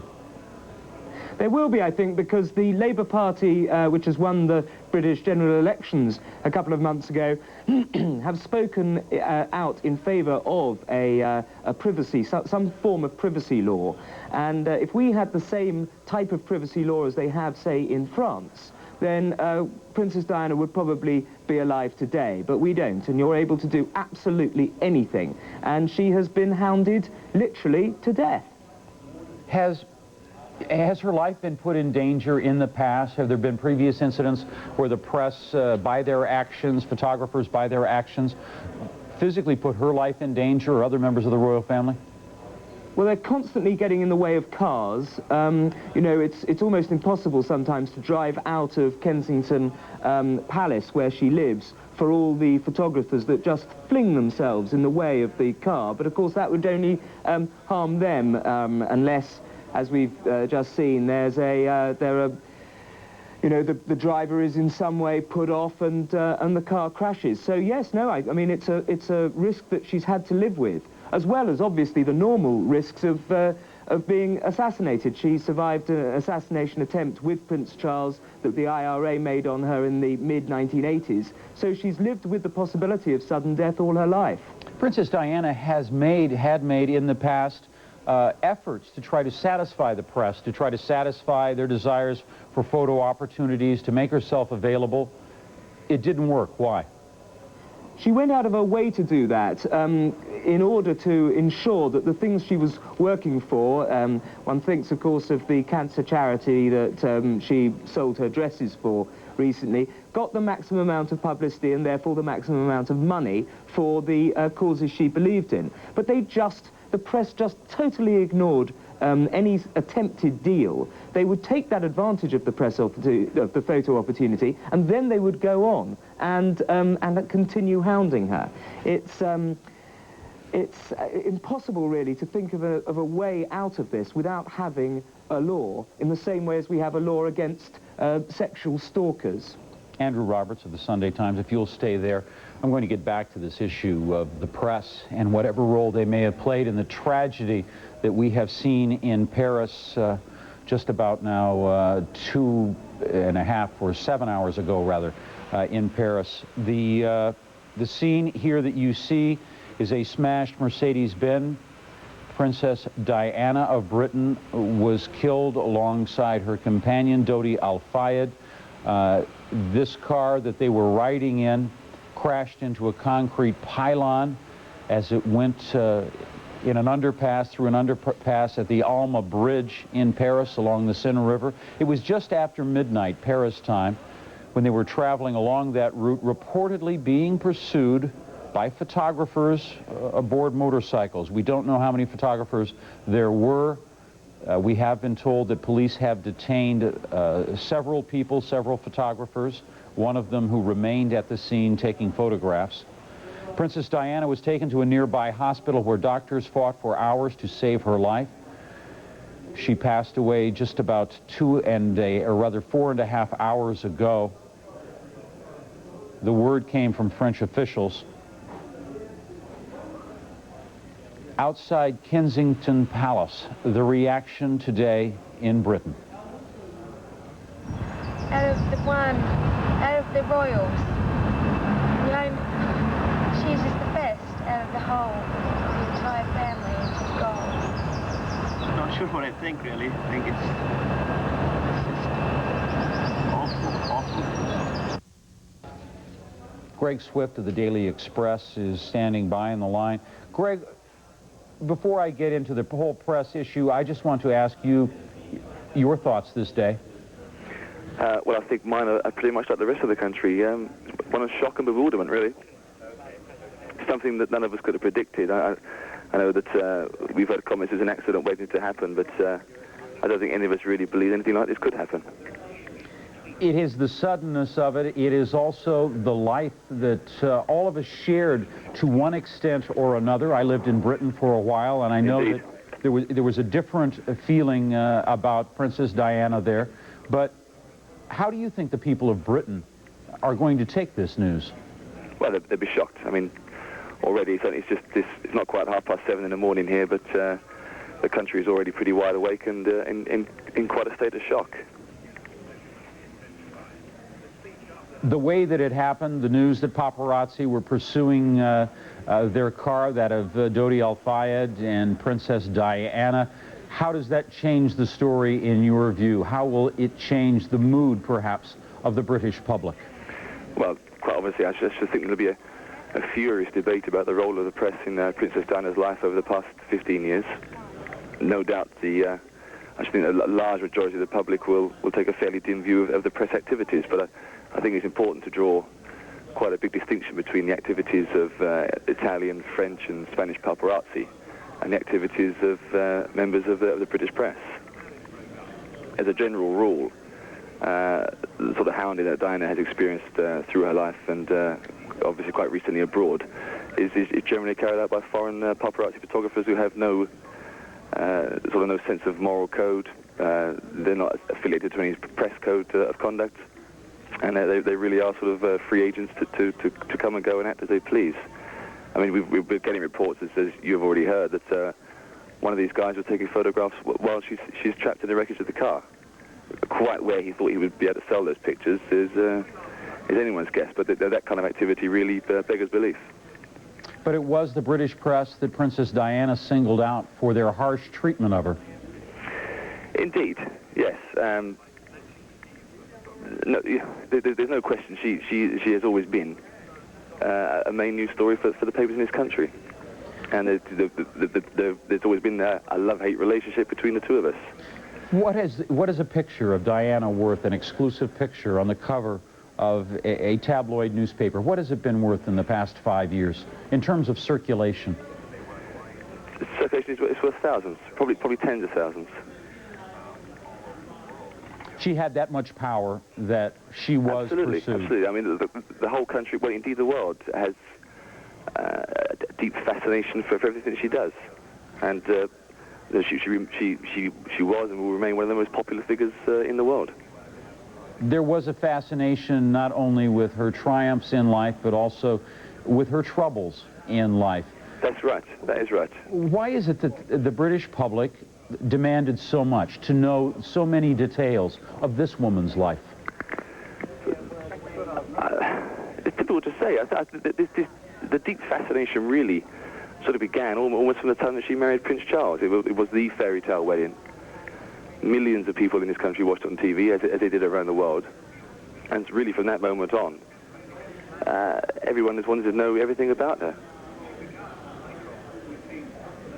Greg Swift, one final thought from you, and that is how you will remember Princess Diana. Any personal experiences? No, unfortunately I didn't get to know her that well. But she has had and will always have a sort of lasting impact on all of our lives, I think. Greg Swift of the Daily Express, thank you for being us. We continue to cover the story of the death of Princess Diana, along with her companion and a driver on a pair of streets along the Seine River in the early morning hours in Paris. A bodyguard of Princess Diana is still reported to be injured and in hospital. We don't have full details on his condition. We do know that the car was completely demolished as it piled into a concrete pylon and then spun around and hit a retaining wall inside a tunnel at the Alma Bridge. We're going to take a short break. We'll come back right after this.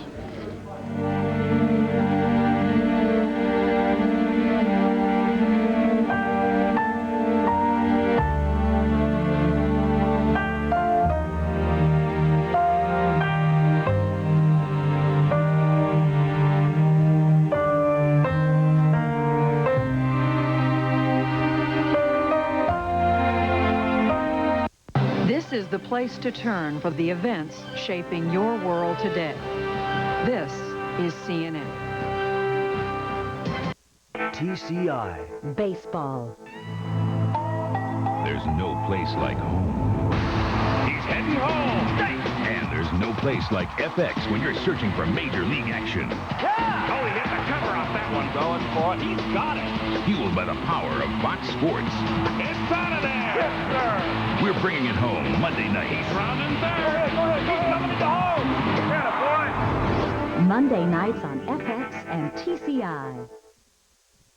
TCI. Biography. I get the feeling when I watch Biography that I am getting the true story. It's a nice balance of humor and tragedy. I'm always amazed by the twists and the turns, things you didn't know about someone. 10 years of extraordinary lives. Happy anniversary, Biography. A&E thanks TCI for bringing you 10 great years of Biography. Weeknights at 9 on TCI. This is CNN.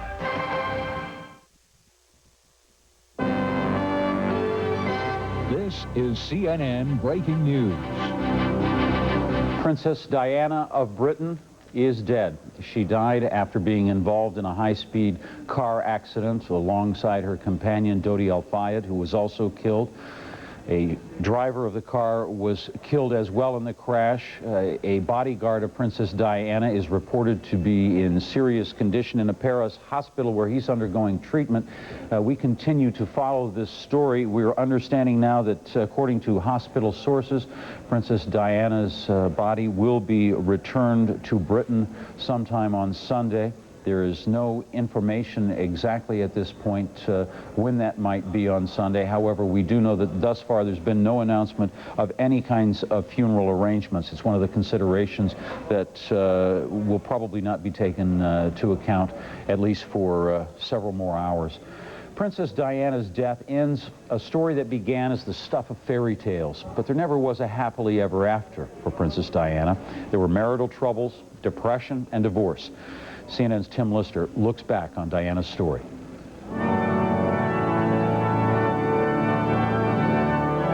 It was the wedding of the century. A marriage that captivated not just the people of Britain, but the world. On a summer's day in 1981, Lady Diana Spencer married the Prince of Wales amid the splendor of St. Paul's Cathedral. She was young, diffident, and uncertain, not used to the formality and rules that governed the House of Windsor, and not used to the unrelenting media spotlight that would become part of her daily existence. The expectation was that she and Prince Charles would continue the line of succession, providing at least one heir who would assume the throne in the 21st century. And just a year after the marriage, their first son, Prince William, was born, soon to be followed by another son, Harry. Everything seemed to be going according to the script carefully prepared by Buckingham Palace. But Diana was depressed by her frequent separations from Prince Charles and by what she perceived as his excessive devotion to royal duty. She hated being away from her sons and was both hurt and angered by constant speculation about her husband's alleged relationships with other women. She spoke later of Lady Camilla Bowles, a longtime friend of Charles, as being the third person in her marriage. For his part, Prince Charles appeared to resent her immense popularity with the public, which stole the limelight from him, and his interests, the countryside, ecology, fishing and hunting, were incompatible with hers, music, fashion. Amid intense media attention, it became clear that Princess Diana and Prince Charles were growing apart. The newspapers would measure the days they spent separated. A book, Diana, Her Story, by Andrew Morton, revealed details of her unhappiness. She had developed eating disorders and was even reported to have attempted suicide. Eventually, but out of the blue, the then British Prime Minister John Major announced that Diana and Charles would separate. The British monarchy had not faced such a crisis since the abdication of King Edward VIII in 1936. But the princess was not to be deterred from maintaining her high public profile. Once the couple's divorce was confirmed and freed from the shackles of royal protocol, she began to be seen in public with other men. She focused her official life on several charities, as varied as the Royal Ballet in London and the Red Cross campaign against the landmines. Within the past few months, she had been in Angola and Bosnia to see at first-hand the effects of landmines as a guest of the International Red Cross, a stand that courted political controversy. She managed to combine her charitable work with a high-profile social calendar. But it was her liaison with Dodi El Fayed that had seemed to be the most serious since the breakup of her marriage. Tim Lister, CNN, reporting. For more now, on reaction in Britain to Princess Diana's death, we're going to be joined now by Prue LeWarn in our London studios. Prue, this is someone in Britain, it's hard to explain it to other people. Yes, she did many good things. Yes, she was active for charities. She was willing to reach out to other people, but there was just something magic there, some enchantment, some charisma that really held all of the British public captive audience. That's absolutely right. The only way that perhaps would sum the enormity of this event up would be to compare the loss that Britain is feeling this morning with the loss perhaps of JFK in America so many years ago. That really is the size of the status that Diana has had in this country, whether it's with very small children who she's always made feel extremely comfortable, even though she's such a famous woman, to the very elderly. Of course, reaction this morning is flowing in right from the very top. For example, Tony Blair, the Prime Minister, who has just returned from holiday in France, where ironically Diana was also holidaying, has said the following: "I am utterly devastated. The whole of our country, all of us will be in a state of shock and mourning. Diana was a wonderful, warm and compassionate person. It is just 7:30 in the morning here, and the people of Britain have woken up to this news. Of course, church services will be held across the country as normal here on Sunday, but we can expect that prayers for Diana and the family will be said right across the nation. Jim? Prue, she was supposed to, and correct me here if I'm wrong, she was supposed to have returned to Britain, I believe, in just a matter of a couple of days to meet, of course, with her sons, wasn't she? That's right. It's the beginning of school term here very shortly, and Prince William and Prince Harry have to go back to school, and it's really the wrapping up here of the summer vacation. They had spent several weeks with her, including off the coast of France, and they'd also been in Balmoral, which is the traditional family seat for the royal family. So this was to be the wrapping up of the summer holidays, where Diana would again see her sons. Is it odd in any sense that Prince Charles issued a statement, a joint statement with the Queen, his mother? No, the royal family traditionally has to say and does say very little. As one of our earlier guests said, it doesn't have to make the announcement. When it chooses to, it will simply say a few words, which it has done this morning. As you survey the British public reaction, we've been talking about this debate with the paparazzi. If it is proved that they were being pursued at the time of this accident, of course, it is going to spark a ferocious debate in Britain. It's hard to convey to you the depth of the emotion that's being felt here this morning. People are just disgusted. There's really no other word for it. And you're absolutely right, whether it's MPs or people ringing into radio, people talking this morning in churches, there is nothing else to talk of in Britain this morning. It would be difficult enough for this country if Diana had passed away for some other reason, but to have passed away because of the paparazzi, she had complained about them endlessly. Even only last week in Le Monde, she had expressed her distress. So you're absolutely right. There will be nothing else to talk about in Britain this week. As you've noted, the people who are getting up, trying to deal with their emotions in all of this, it is not yet the kind of situation where people can make a physical outpouring of those emotions to gather in some place. Might they gather later today outside Kensington Palace, or? It is difficult, as you say, because Diana was in France. And traditionally, when things happen like this in Britain, people would go to Buckingham Palace. But Kensington Palace, as you say, was the residence of Diana. In fact, they are only, I'd say, 1 mile apart, a couple of kilometres apart. But traditionally here, people will want to go somewhere and gather somewhere. I think it's unclear whether people will go to Kensington Palace. The difference between Kensington Palace and Buckingham Palace is that outside Buckingham Palace there is a very large public area. People have traditionally, for years and years, gathered there. For example, when there was the royal wedding between Diana and Charles, that whole avenue was absolutely teeming with people. Whenever there's been royal news, and traditionally much better news than what we're having today, thousands of people would gather there. Whereas in front of Kensington Palace, it is just a very narrow, relatively speaking, a narrow avenue. So it's hard to know what people will do, but certainly they'll want to gather somewhere. All right, we're going to take a look now at some videotape that was taken at Kensington Palace this morning to see some of the reaction. And they're spontaneous, of course, flowers being brought to that area. Prue, is this right near the residence? How close are they getting? All right, we see there that people have brought some flowers. They have gathered outside Kensington Palace today. Here's what some of them had to say. She's a saint and she deserves nothing less because she did a lot of tremendous work. But at the same time, she coaxed a lot of attention, and people will say she paid the ultimate price for that as well. Well, I just think it's a really sad day for the world, for everybody, I think, because she was famous all over the world. It's just very sad for her, and I feel sorry for the family, the children, and everybody else.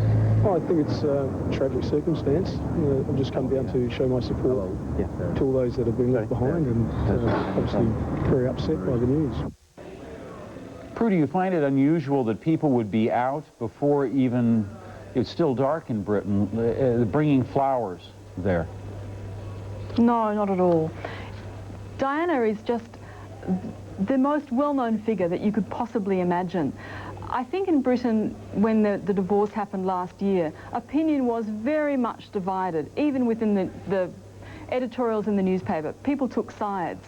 But an event like this, all of that is cast aside, and everybody today, whatever they may have said in the past, is absolutely appalled and grief-stricken.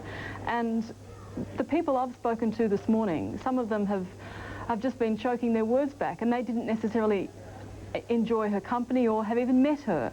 So no, not at all. I think people will just want to talk to others about what's happened. Dodi Al-Fayed, on the other hand, Harrods, a very successful, very renowned department store owned by his father, Mohammed Al-Fayed, but he had a different image, did he not, in Britain? Absolutely, and yet it isn't surprising to me that Diana and Dodi shared this friendship. Diana was, in a sense, at the very heart of the establishment here. One can hardly think of a more establishment title than Diana, Princess of Wales. And yet she regarded herself very much as an outsider. She thought that she had not been entirely accepted by the royal family. She thought that her causes and her desire to help homeless people, not just on landmines, but to, on occasion some years ago, take her young boys to a homeless shelter to show them the less fortunate side of life. She didn't just belong to the establishment, she was also very much fighting for the underdogs. And you're right, Dodi Al-Fayed was not an establishment figure. He wasn't from a traditional Anglo-Saxon nobility family in this country. And so you can see very much, I think, that it was very understandable that she saw in Dodi, and also in the experience of his father, who's been trying for many years, despite having lived here for decades, to get a British passport. He hasn't been accepted by the establishment. And I think Diana, who has made it her business to understand people who are outside, very much shared something with Dodi. Dodi Al-Fayed, of course, was the son of an Egyptian billionaire who had the famed Harrods department store among his businesses. I want to look a little bit more into his life. His life was among the rich and famous. He owned homes in London, Los Angeles, New York. He spent a lot of time in Hollywood. He was known there as a millionaire film producer. Many of us, of course, have seen and remember his films. We learn more about that aspect of his life now from CNN's Ann McDermott, who is in Los Angeles.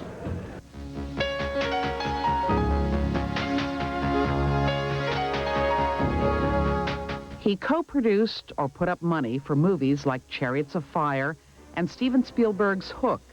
And Hollywood people who knew Dodi Fayed said they'd miss him. Well, I was shocked, saddened. He was a bright, studious man, very desirous of making a contribution to the Hollywood community. He did love beautiful women and collected them with great ferocity. One beautiful woman who said she was engaged to Fayed, who sued him when it became clear he was seeing Princess Diana. Even she had kind things to say about him before he was killed. Yes, I found him very down to earth, very quiet and charming. I liked him a lot. Late Saturday night, Kelly Fisher's attorney, Gloria Allred, issued this statement about her client. Absolutely devastated. She's in an enormous amount of pain. She's just stunned. Fayed's former publicist reacted to the initial reports that Fayed's car was chased by paparazzi. I think there's going to have to be a significant amount of laws changed now to protect the rights of celebrities. The paparazzi's behavior has gone beyond obnoxious into the criminal, in my opinion. The news was just sinking in late Saturday in the town where Fayed sometimes made movies. It was a great shock. I can't believe that it happened. Oh, that's bad news. What? I didn't know. Oh, I'm so sorry. Ann McDermott, CNN, Los Angeles. All right, now we're going to go back to Paris, and Chris Dickey, he is Newsweek's bureau chief there in Paris.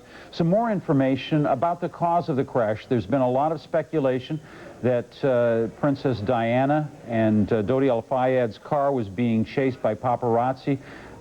Chris Dickey, what can you tell us? Well, I think a couple of things are becoming apparent. One is that Princess Diana and Dodi Al-Fayed would have left the Ritz knowing full well that the paparazzi were out there and apparently intended to try and outrun them. They took this car that was more discreet certainly than some of the Fayed's other cars, a large late model Mercedes, gray, very nondescript on the Paris streets, and they headed out to the quays to try and outrun the paparazzi. They may have thought they could give them the slip and then saw them close in and just the driver put the pedal to the metal. But he was a Ritz security man driving the car. So the idea, it seems to have been for them to leave the Ritz and go back to the large house that Mohammed Al-Fayed, Dodi's father, owned in the 16th arrondissement and just get away. But they didn't have to at all. They could have stayed in the Ritz because they own that too, the Fayeds. Well, there's been some confusion. Of course, no one knows for sure, may never know what their actual destination was, if they even had one. They were driving through the streets of Paris. Any more indications there about the rate of speed that the car was traveling at? Well, a few minutes ago, I drove along the route that they probably would have taken and drove through the tunnel where the crash took place. It's been cleared away now, but it's all the debris has been cleared away. But you can see in one of the columns in the middle of the tunnel, about a foot in diameter, there's a big chunk of reinforced concrete freshly taken out. It looks as if that's what the car hit. And judging from the wreck, which I saw, it must have been going over 60 miles an hour. That's a big solid car, and it was totally accordioned. I'm sure you've seen the pictures. We're getting some word now that French surgeons actually had revived Princess Diana at the scene. When she arrived at the hospital, they had to perform a major chest surgery, closing a wound in her heart and trying to restore some of a terrific, apparently, blood loss. Yeah. Any more that you have from the doctors or from people at the hospital? Well, what happened was they tried to revive her, obviously, at the scene. She was in very bad condition at the scene. The French emergency workers are very capable. They couldn't revive her. They took her to the hospital. The anesthesiologists, the surgeons, the experts in reanimation went to work on her immediately. They could see that she had lost a lot of blood in her chest cavity. When they opened her up, they found that she had a major wound in her pulmonary vein. They sewed that up. They tried to close that up, and they worked for 2 hours, both working inside her chest cavity and externally to try and restore her heartbeat, but they could not. And so at 4 o'clock in the morning, she was declared dead. All right, we earlier heard from the doctor on the scene. Christopher Dickey, if you stay right there, we heard from the doctor on the scene at the Paris hospital describing what they faced. Initial. À son arrivée à l'hôpital de la Pitié-Salpêtrière, elle présentait un choc hémorragique. At her arrival at the Salpêtrière hospital, she was in a condition of serious hemorrhage and shock. Shortly thereafter, she went into cardiac arrest. An urgent surgery showed a severe wound to the left pulmonary vein. Despite the closure of this wound and a 2-hour external and internal cardiac massage, no efficient respiratory circulation could be established, and she died at 4 a.m. Paris time. Chris, what was, excuse me, Chris, you were at the hospital, the reaction of some of the hospital staff. They certainly had no idea as they went to work earlier in the evening that they would be dealing with a casualty case such as Princess Diana. No, they looked exhausted, the doctors that I saw, the one that you saw speaking there and another one who was the chief of surgery. They obviously are well experienced in shock trauma cases, but in this one they had worked extremely hard. They had worked with the British ambassador close at hand, with the interior minister close at hand, with the whole world watching them, and they did, I'm sure, everything that could possibly be done. When that press conference was over, I talked briefly to Dr. Rioux, the one you saw on the screen a moment ago, and he just did not want to talk about it anymore. He was a man who I would say was exhausted. He was exhausted. Certainly the people of Paris, the people of Britain are in a bit of shock this day. It is perhaps, Christopher, because Princess Diana was so full of life, this comes so unexpected. What's the reaction that you've seen? I think people are stunned. I think people were... the French liked Diana. They followed with some amusement and sometimes consternation all the peccadillos and ins and outs of what was going on in the royal family in Britain. But they found her a very attractive person, and I think they kind of fancied the idea that she might even want to move to Paris if she got the chance. She had said she might think about leaving Britain, and I think many French people hoped that she would move here, where it was thought people could lead lives of much greater discretion, much more quietly, with much more sort of discreet enjoyment than she has ever been able to do in Britain. So I think people were disturbed that this would happen here, and obviously greatly saddened that Princess Diana, a beautiful and graceful woman, has died. Christopher Dickey of Newsweek magazine, thanks so much for this and some of the other perspectives that you've been giving us throughout the evening as we've been covering this story. I want to go now to back to Britain, outside Kensington Palace. CNN's Brent Sadler is there. Brent, your view. Thank you, Jim. The last few hours, both here at Kensington Palace and at Buckingham Palace, and I can tell you that there is an overwhelming sense of first disbelief and shock that one can see not only in the faces and behavior of people who've been laying flowers and wreaths outside the iron gates of both Kensington Palace and Buckingham Palace, but also in many of the media here. There is a tremendous numbness that we are all feeling here watching these events slowly unfold. There's not a great deal to see here. Kensington Palace remains still closed. There is some movement of police officers in and out of the complex here, but we see no lights burning inside the palace, nor did we a short time ago at Buckingham Palace. We have seen people from all over the world, from Germany, from the Middle East, and from other parts of Europe here, coming to the gates and putting their own personal mementos, bunches of flowers, roses, on the pavement beside the security officers guarding the entrances to both Buckingham Palace and to Kensington Palace here. I've spoken to some of these people and asked them why they have come here, why the Princess of Wales meant something special to them, and each and every one of them, some with tears in their eyes, said that she made a big impact, not only here in Britain, but across the world. Indeed, Princess Diana, I have met on a couple of occasions myself. I was reporting outside the home in Rumsey, Hampshire, when she married Prince Charles after their honeymoon. I've seen friends of hers only yesterday. In fact, last night, people I was dining with talked about the personal friendship that Diana could strike up with anybody. For example, a friend of mine only recently received some flowers on the birth of his child, especially from the Princess of Wales. She had this capacity to touch the hearts of people, and we are seeing that here this morning. It's just dawn here. We're seeing people wanting to make their personal approach to Diana, to her memory. In fact, some people came here thinking that she was still alive. I spoke to a young couple a short time ago. They thought she was still clinging on to life, and they were distressed and tearful when I told them that she had in fact died. So that's how things are shaping up here at the moment, Jim. Great sadness, great shock. Well, Brent, I know that we're getting word now that Prince Charles awakened both of the young princes, Prince William, 15, and Prince Harry, age 12, in the early morning hours before dawn.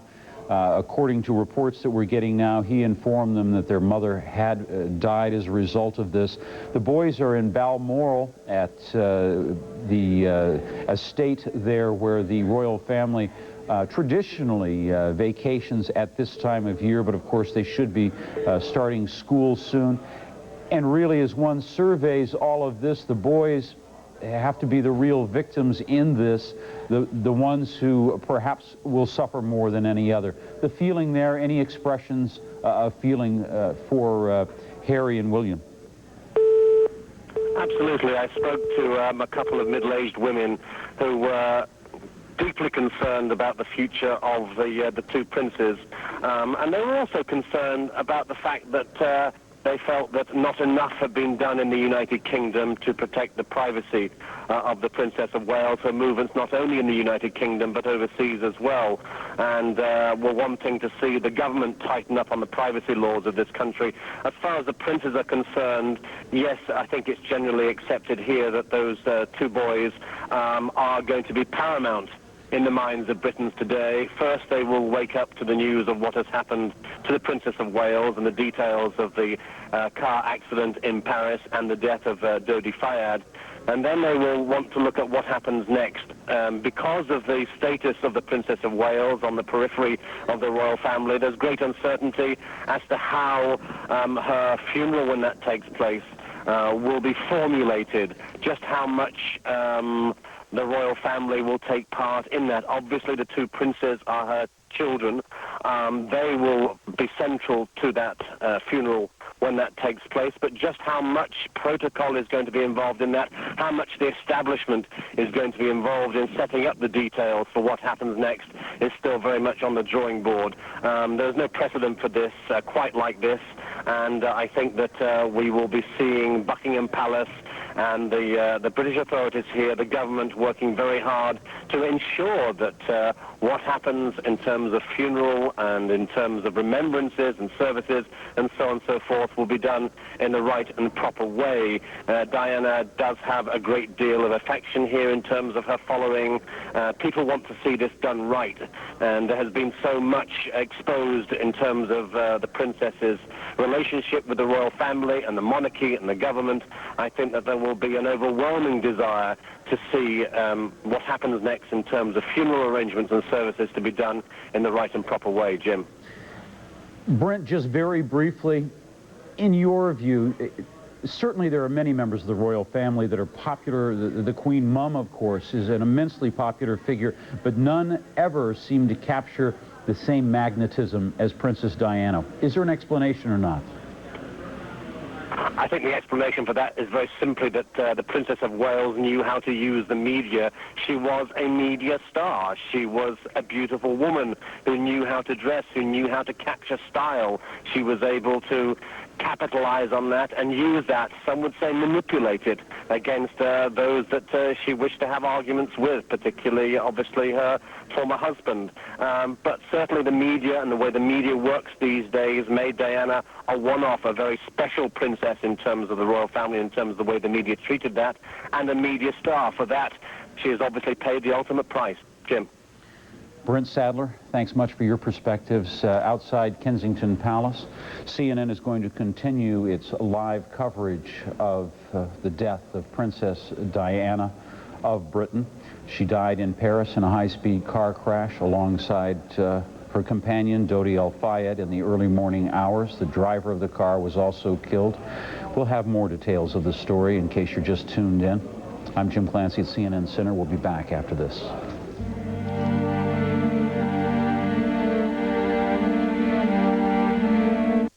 This is the place for complete coverage of live breaking news wherever it occurs. This is CNN. Ready to go out and buy yourself that new truck? I see. There is a better way. At Landmark Ford, we really know trucks, and we always stock a great selection of all the new Fords: Windstars, Rangers, Explorers, Expeditions, and F-Series pickups, with the kind of low prices that really set us apart from the flock. You'll find your truck at Landmark Ford.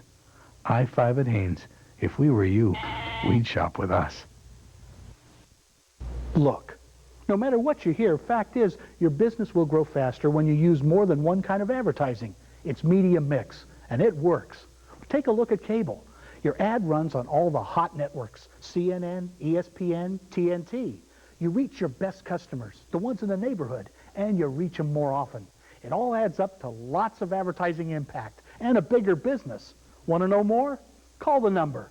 Take a look at cable advertising. You'll like what you see. a constant goal that you're working on, that you want to be fair in your questioning. Balance simply means you acknowledge the fact that maybe any preconceived notions you go into a story with may not be right. Fair and balanced. Fox News Channel. No news organizations in recent history made so conspicuous a commitment to being fair and being balanced. Fox News Channel. We report, you decide. TCI. Baseball. There's no place like home. He's heading home. And there's no place like FX when you're searching for Major League action. Yeah! Oh, he hit the cover off that one. Going for it. He's got it. Fueled by the power of Fox Sports. It's out of there. Yes, sir. We're bringing it home Monday night. He's rounding third. Go ahead. Coming to home. Get it, boy. Monday nights on FX and TCI. This is CNN.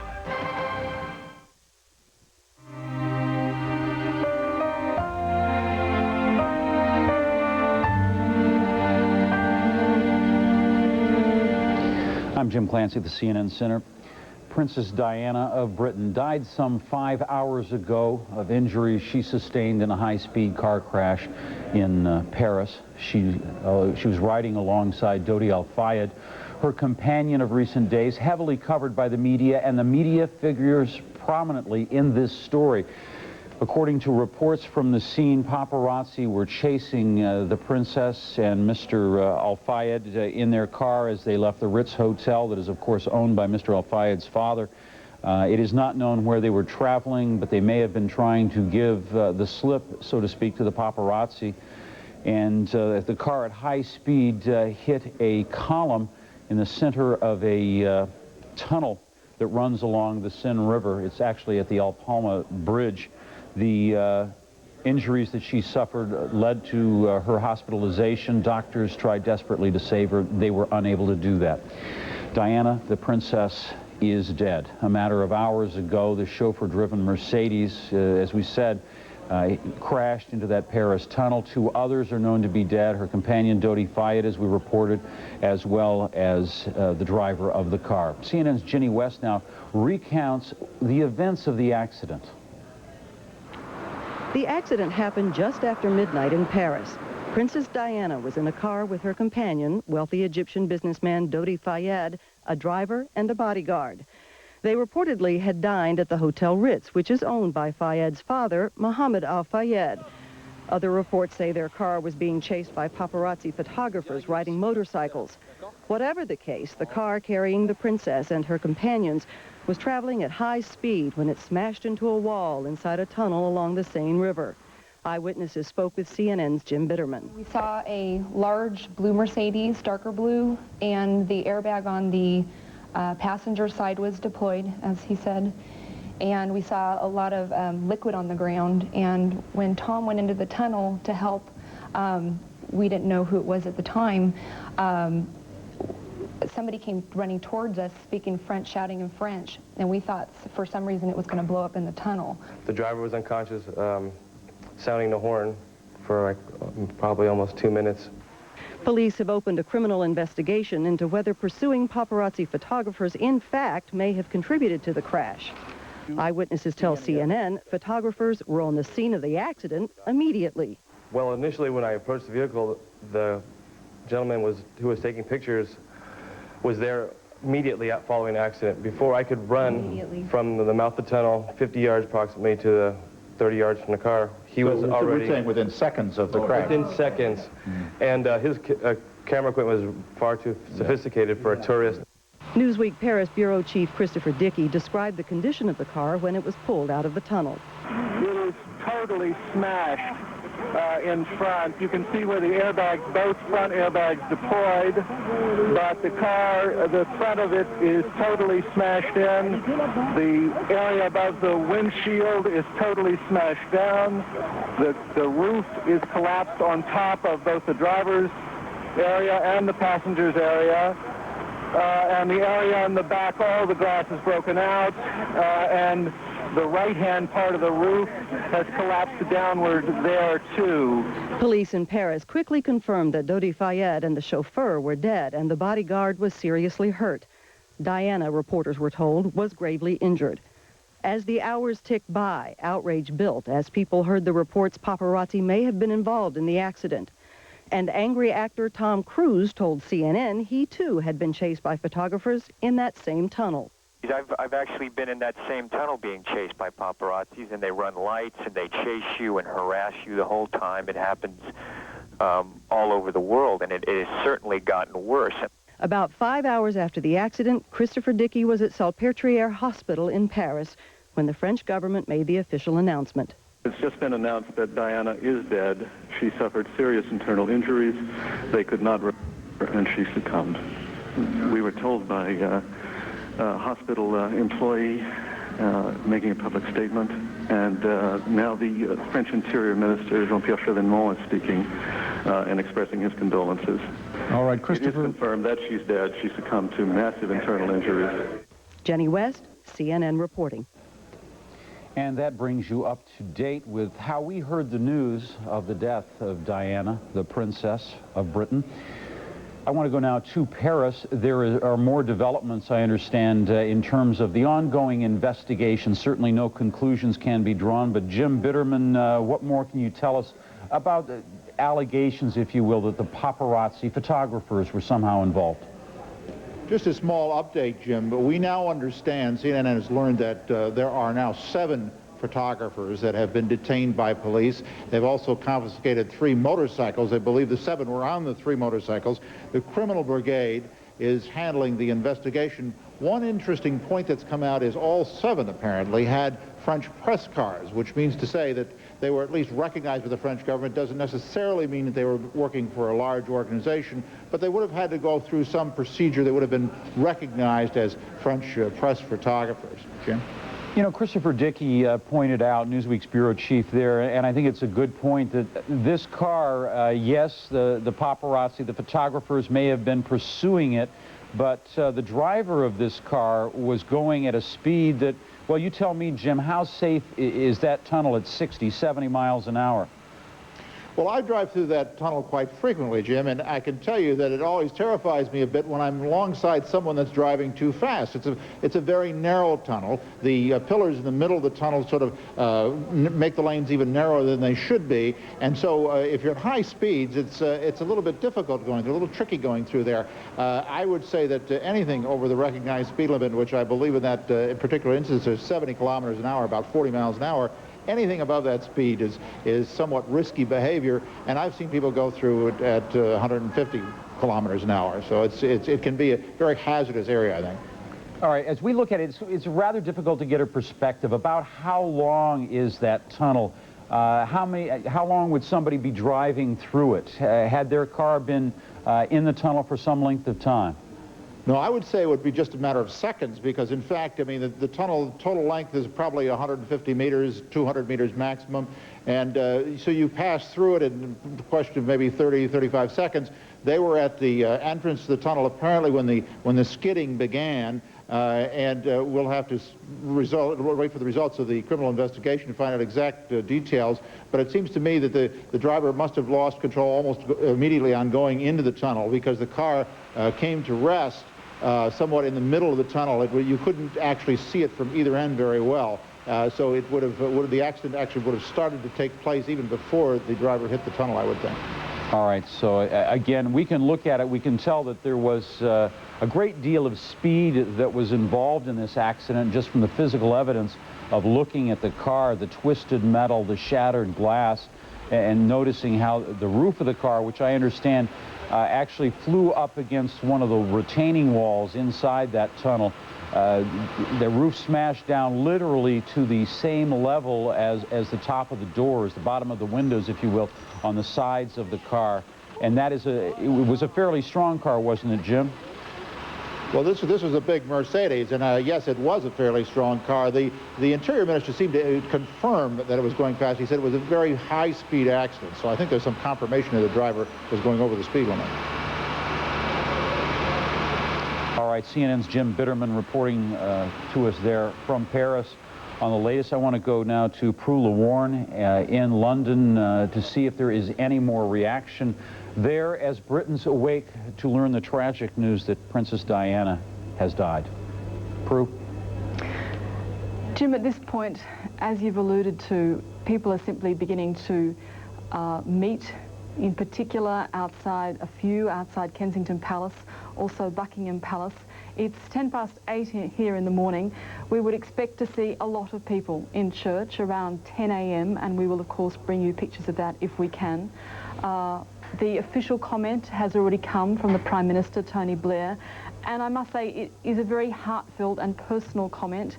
People talking about not only the princess in her official capacity, but the fact that everyone knew her to be a very warm and compassionate person.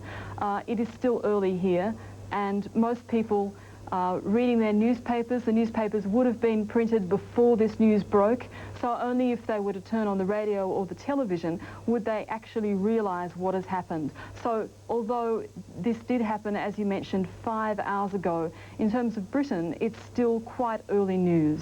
Jim? All right. Is there any more word at all on the princes, the young princes, William and Harry, how they might have taken the news? We got a brief report, I believe, coming out of London, just saying that their father had indeed awakened them in the dark of night to tell them that their mother had died. The palace is not in the tradition of releasing how the people within the family feel. But the pictures often, as you mentioned, do tell the story. A few weeks ago, at Balmoral, the family home, we see pictures of Charles with the two boys, William and Harry. What's significant about these pictures is that, in a sense, this was a photo opportunity offered to the press. They were given this opportunity to come into the grounds of a royal estate, Balmoral, presuming then that they would go away and leave the boys in peace for the rest of the holiday. Their holiday was for all of August in Balmoral. And you can see them here in a completely different light, very happy.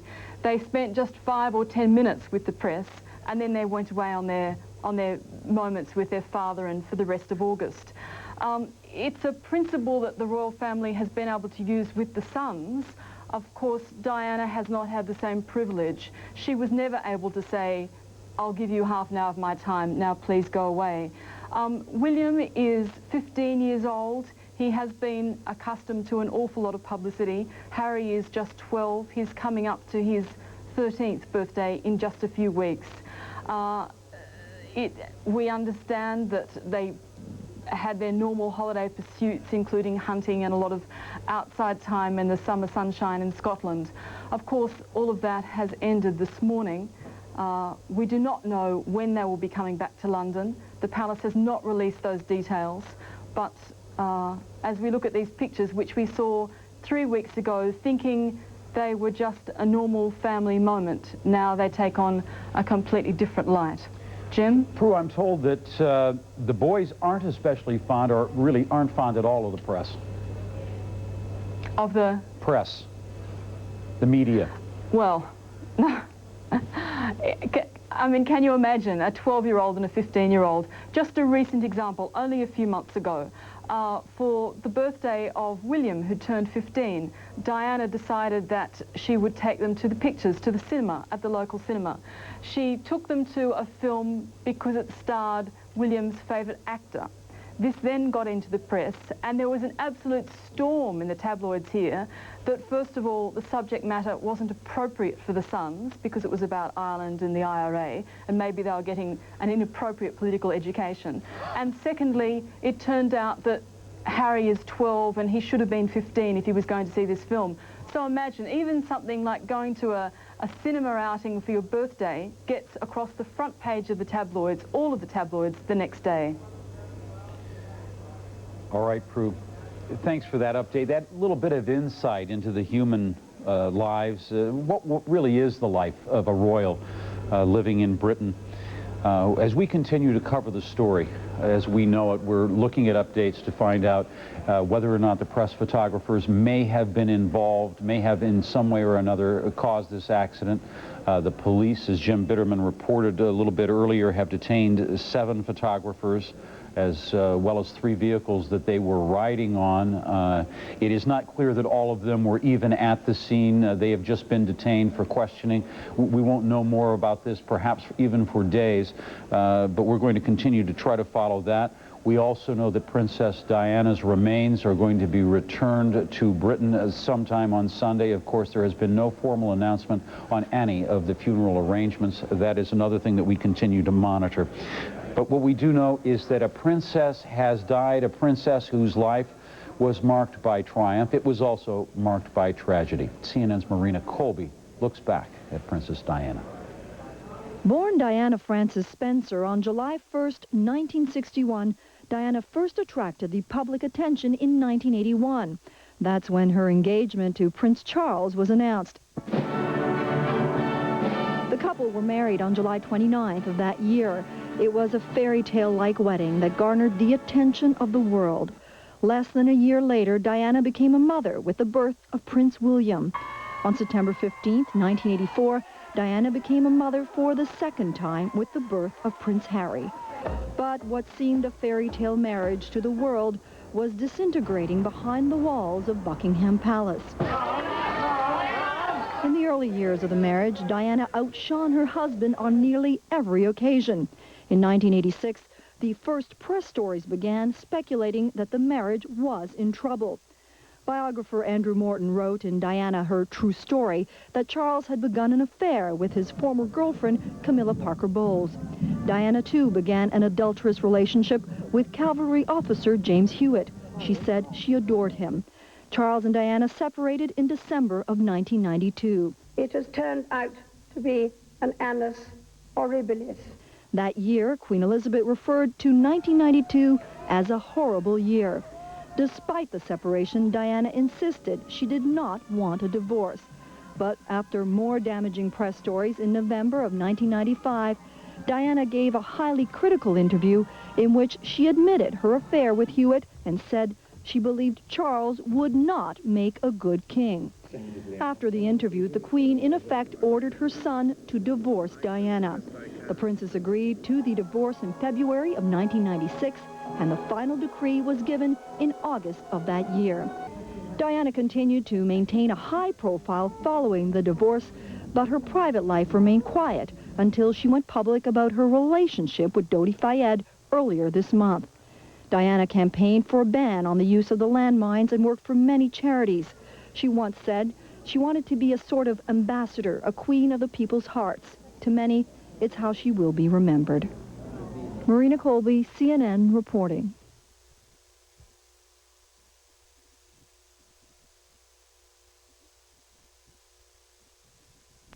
My parents just showed me how to get streaming video over the internet. My dad showed me this cool real-time radio station online. Matt, what's the matter? It's my parents. They still have a 28.8 modem. U.S. Robotics 56K modem download at incredible speeds, so you can finally unlock the true power of the internet. Hey, we were all 28A users once. The U.S. Robotics 56K modem from 3Com. Buy one now and get $50 cash back. I love being a mom, but I was still miserable because I was so heavy, and I knew I had to do something. I lost over 50 pounds on the Slim Fast plan. Just keep them in the fridge, grab them, shake them up, have my lunch while I'm feeding him. It's just such a healthy drink. With 23 vitamins and minerals, protein, calcium, fiber, all the balanced nutrition like a healthy meal. Oh, I feel very healthy, and I have to be to keep up with him. Slim Fast, balanced nutrition for a healthy life. What more could you want?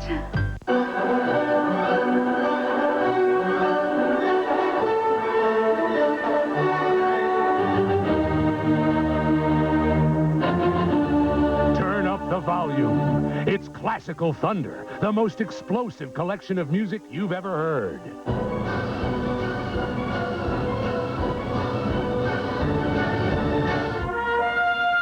Get Classical Thunder on 2 cassettes for just $14.99 or 2 compact discs for $16.99.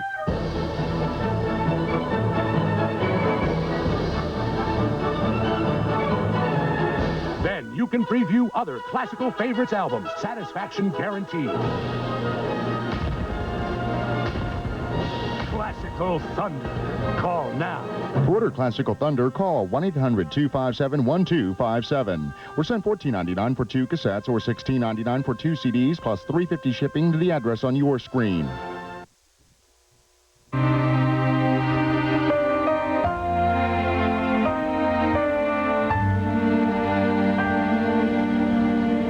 I'm Jim Clancy, the CNN Center. Princess Diana has died.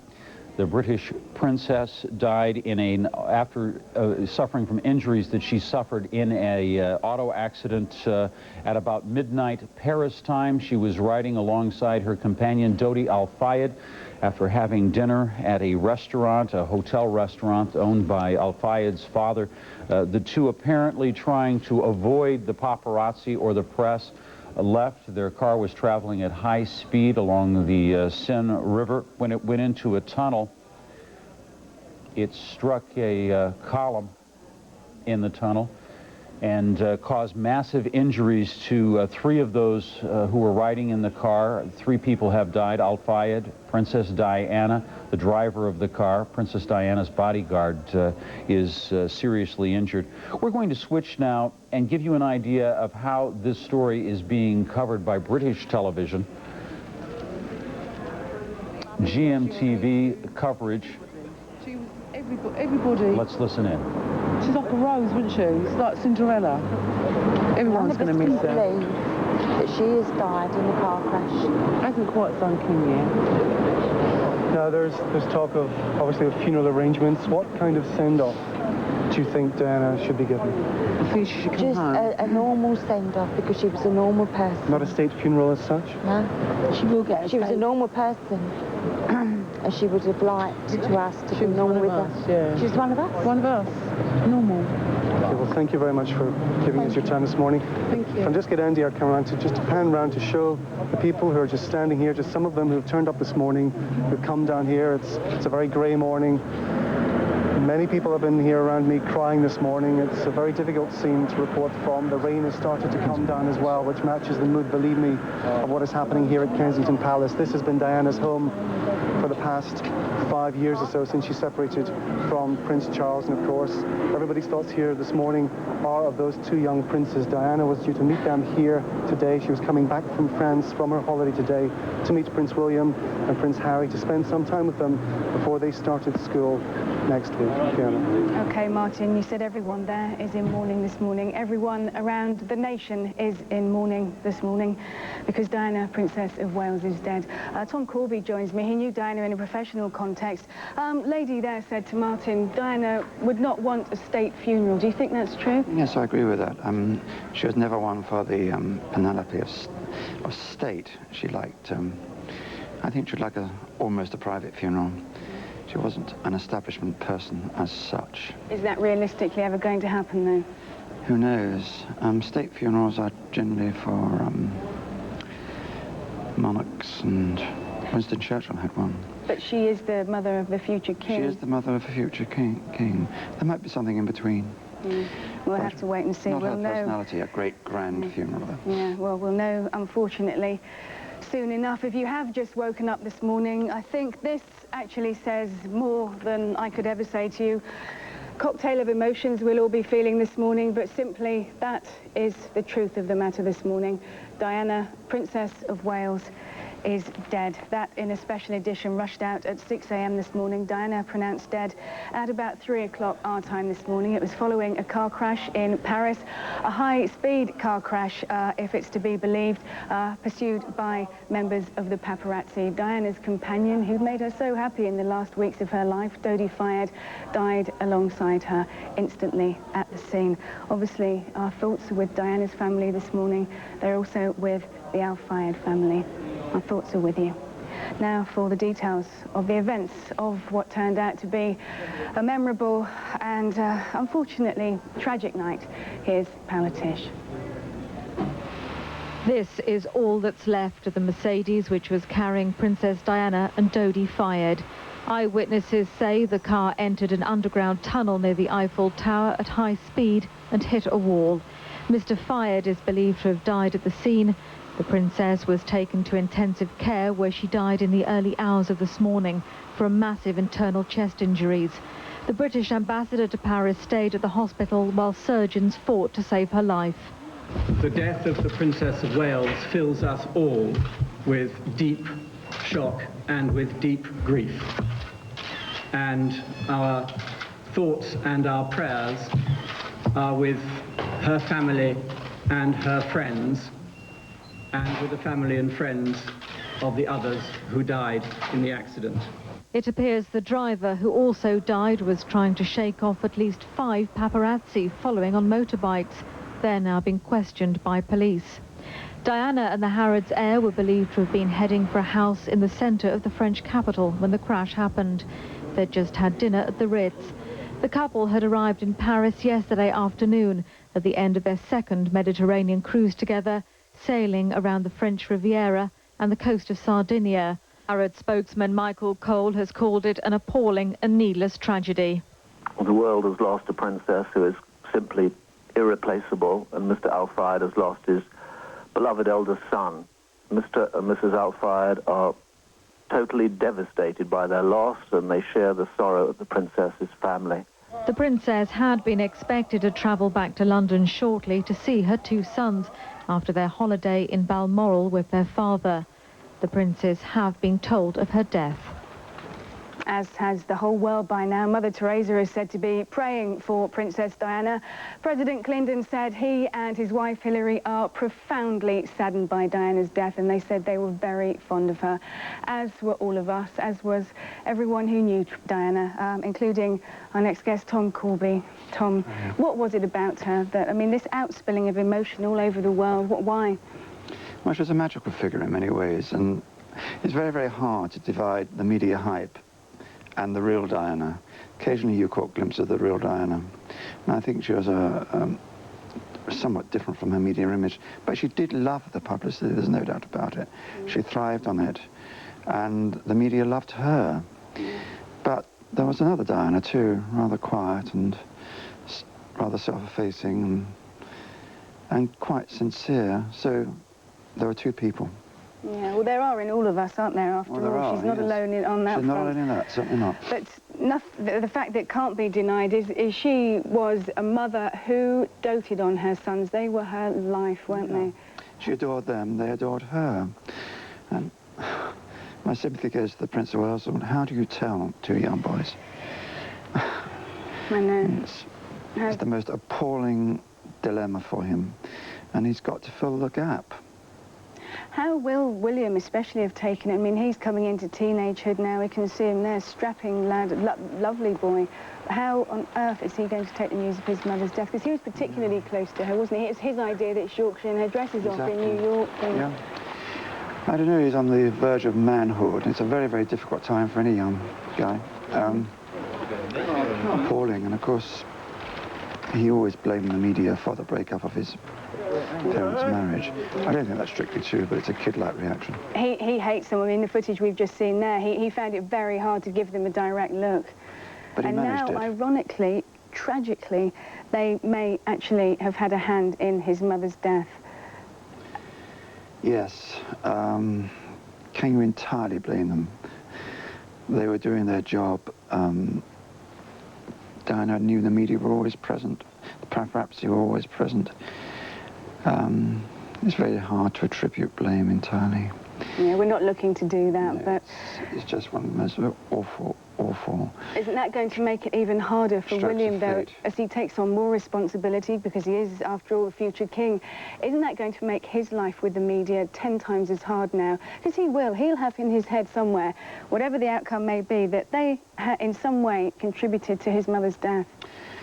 Yes, he'll probably think that, but as he grows older, he'll probably reason it out and logic it out. But he's got to live with the media. I mean, he's the next king, and it's part of the job. It's so difficult, isn't it? We cannot imagine how Prince Charles and the 2 young princes are feeling this morning. One thing we do know is that they are still in Balmoral, which is where they heard the news this morning. How Prince Charles broke the news, one cannot even think about, really, as Tom's just said. But they are in Balmoral. Stephen Jardine, our correspondent, is in Edinburgh this morning. Stephen, perhaps you can put us in the picture. How was the news broken?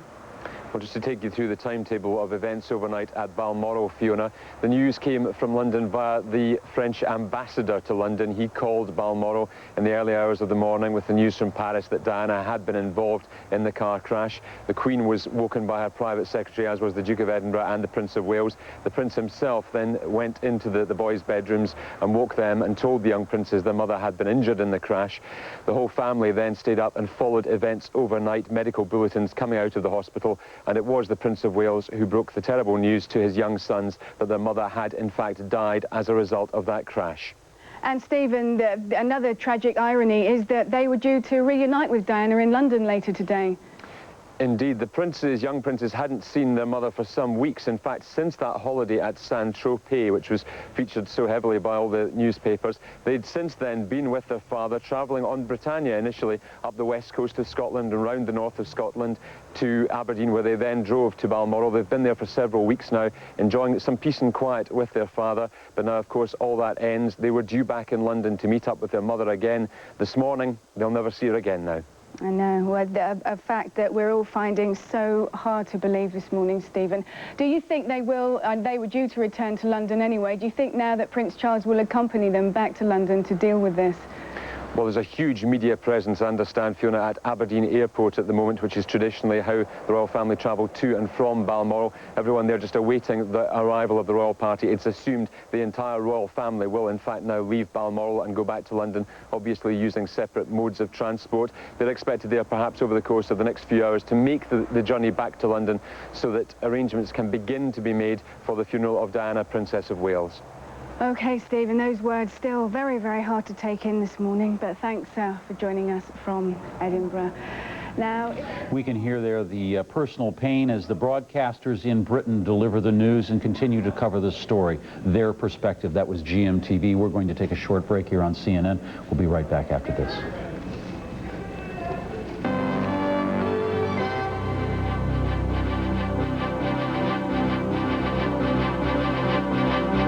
This is the place for complete coverage of live breaking news wherever it occurs. This is CNN. This 35mm Kodak FunTime camera with flash, free. There's absolutely no purchase necessary to get this Kodak camera free from the Craftmatic Adjustable Bed Company. Just preview our beds before you buy any bed. I hate this bed. You look so miserable in that ordinary flat bed. You need an adjustable bed. Look. Craftmatic's affordable money-saving Model 2 and 3 beds adjust to all these comfortable positions, offer optional heat and massage, yet cost 50 to 75% less than many quality flat beds.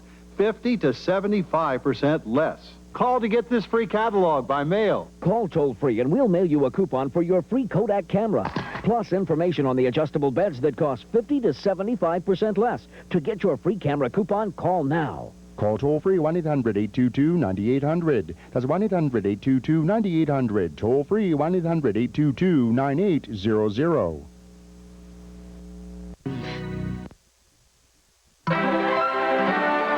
This is CNN.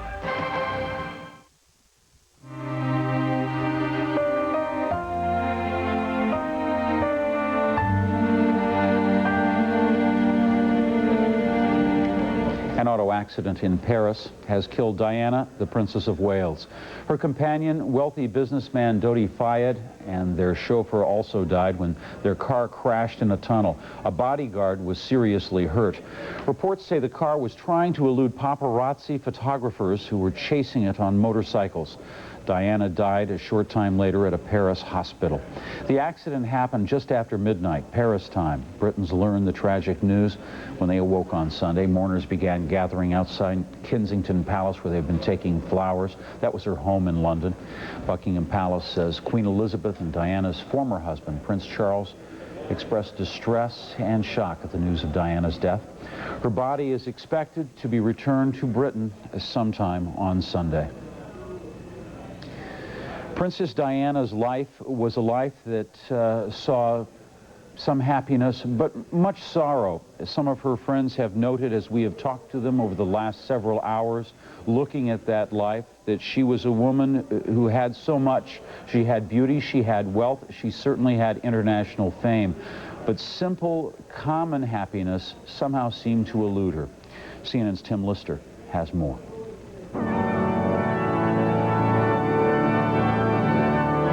It was the wedding of the century. A marriage that captivated not just the people of Britain, but the world. On a summer's day in 1981, Lady Diana Spencer married the Prince of Wales amid the splendour of St. Paul's Cathedral. She was young, diffident and uncertain, not used to the formality and rules that governed the House of Windsor, and not used to the unrelenting media spotlight that would become part of her daily existence. The expectation was that she and Prince Charles would continue the line of succession, providing at least one heir who would assume the throne in the 21st century.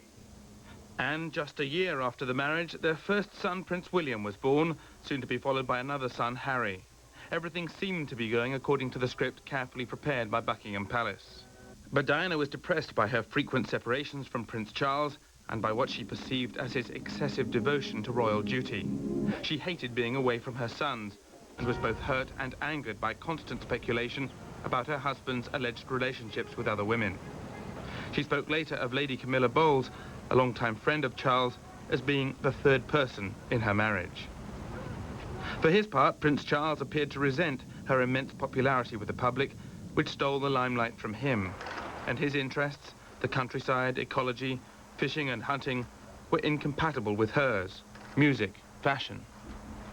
Amid intense media attention, it became clear that Princess Diana and Prince Charles were growing apart. The newspapers would measure the days they spent separated. A book, Diana, Her Story, by Andrew Morton, revealed details of her unhappiness. She had developed eating disorders and was even reported to have attempted suicide.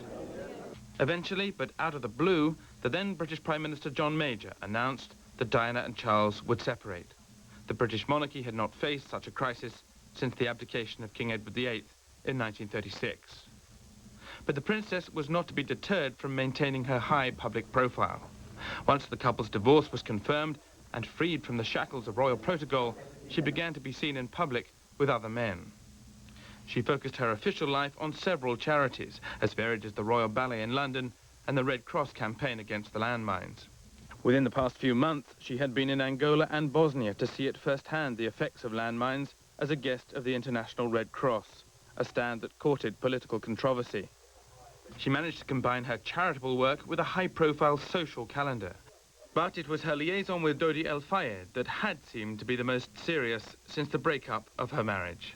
Tim Lister, CNN, reporting. Recapping some of the details that are coming into us as we continue to follow this tragic story that it's developing in Paris. Bernadette Chirac, the wife of the French President Jacques Chirac, has reportedly gone to the hospital to pay her respects to Diana, the Princess of Wales. She was an acquaintance of the Princess of Wales, but at the same time, she was said to have known and gotten along with her quite well for the few times that they met. We understand also that Mohammed Al Fayed, that is the father of Dodi Al Fayed, has now arrived in Paris. He has had to go to the morgue to identify his son's body. Dodi Fayed was no stranger to wealth or success or the exclusive lifestyle that they often bring, but few people knew about him, or really his life story, until his romance with Princess Diana made the tabloids. CNN's Porter Anderson has Dodi Al Fayed's story.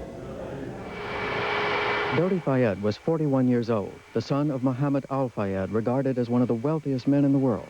Al Fayed owns the luxury London department store Harrods and the Ritz Hotel in Paris. Dodi Fayed, a film producer and international jet-setter, is reported to be a multimillionaire himself. He produced such films as the Academy Award winner Chariots of Fire. It's hard. Requires concentration of will, energy of soul. The World According to Garp. And the FX movie. Out of maybe 100 writers, Bill Condon came up with a great idea for FX2, and which everybody liked. Fayed had homes in New York, London, Paris, Los Angeles, and Switzerland. He's dated a number of celebrities, including Brooke Shields and Britt Eklund. Like Diana, he's been married once and divorced. One of his former girlfriends, Kelly Fisher, says she was engaged to marry Fayed. She told CNN's Larry King that Fayed left her, as she put it, for a bigger fish. I feel that Dodi is just really in love with the media attention. and being with Princess Diana, and I think that's the bottom line with him. They love it, the Fayeds. They love it. Fayed and Princess Diana are said to have met about 10 years ago when he played polo against her former husband, Prince Charles. Earlier this month, British newspapers were awash with speculation about the romantic future of Fayed and Princess Diana after photos were published that showed them embracing. The photos were the first evidence of a relationship between Diana and another man since she and Prince Charles were divorced in August of last year. One London tabloid speculated that Fayed and the princess would announce their engagement in September. Porter Anderson, CNN reporting. Lord Jeffrey Archer is standing by in our London studios, and I want to bring Lord Archer into the discussion, if I may, right now, just to ask you, first off, your reaction today. Horror, because of what amazing human being she was and the amount of very, very good work she did for humanitarian causes and for charity. If she attended a charity, you could guarantee it was sold out in moments. You could guarantee that that charity would benefit not only by her association, but by large sums of money going to the causes she believed in. She also had a humanitarian side because she cared desperately about the landmines problem throughout the world. I had the privilege of working with her through the Red Cross and seeing those charity events and occasions. And she was unique in British life, and I'd like to say on your program, that's probably a worldwide feeling that she had something to offer that no one else had. She was, I think, could be fairly described as the brightest star in our constellation. The Princess of Wales was also a person who caused considerable controversy, particularly with the conservative establishment, if you will, the royalist camp in Britain, because she didn't follow the prescribed road. She more or less walked her own path. She was very much a person in her own right, and I think all I will remember is the good she did. We were preparing for a big function in 3 weeks' time for the Red Cross, where we were going to do another auction, and what always happened if she was present at such a function, you literally got, the charity got twice as much money. I remember telling her that the 10 most successful charity auctions I'd ever done in my life, 9 she was present at, and it wasn't a coincidence. So I don't want on this particular occasion to think of anything other than the good she did and the unbelievable loss this will be to the British people and to the charities she supported, and I suppose above all to her 2 sons, William and Harry, to whom she was utterly devoted. She would spend, whenever we were in private together, spend great periods of time talking about William and Harry. She felt an immense duty to them, and her love for them was never under discussion. What was it about her that reached out, not only in Britain, around the world? People had she charmed them, she mesmerized them. People had, you had to pick up a story to read it about her. Why do you think that was? 2 things. One, she was, as anyone could see, beautiful. She was a stunningly beautiful woman. The camera loved her, and she was stunningly beautiful. Secondly, she loved people, particularly young people. You can't put that on. You can't fake it. I mean, if you saw her with children, she was utterly and completely happy, and she liked people from every walk of life. She was the best mixer I've ever seen, and an example to us all in that way. She had a different personality in the royal family. Certainly the Queen Mum is popular, but she is shown, as you said earlier, and I like the way you put it, the brightest star in the constellation there. Your own memories of her, in a personal way. I don't think that most of us, who, like myself, never got to meet her, saw her from a distance, only saw her through the eyes of the camera lens or the writing of a news correspondent, a royal correspondent, if you will, that covers the royal family. But who was she?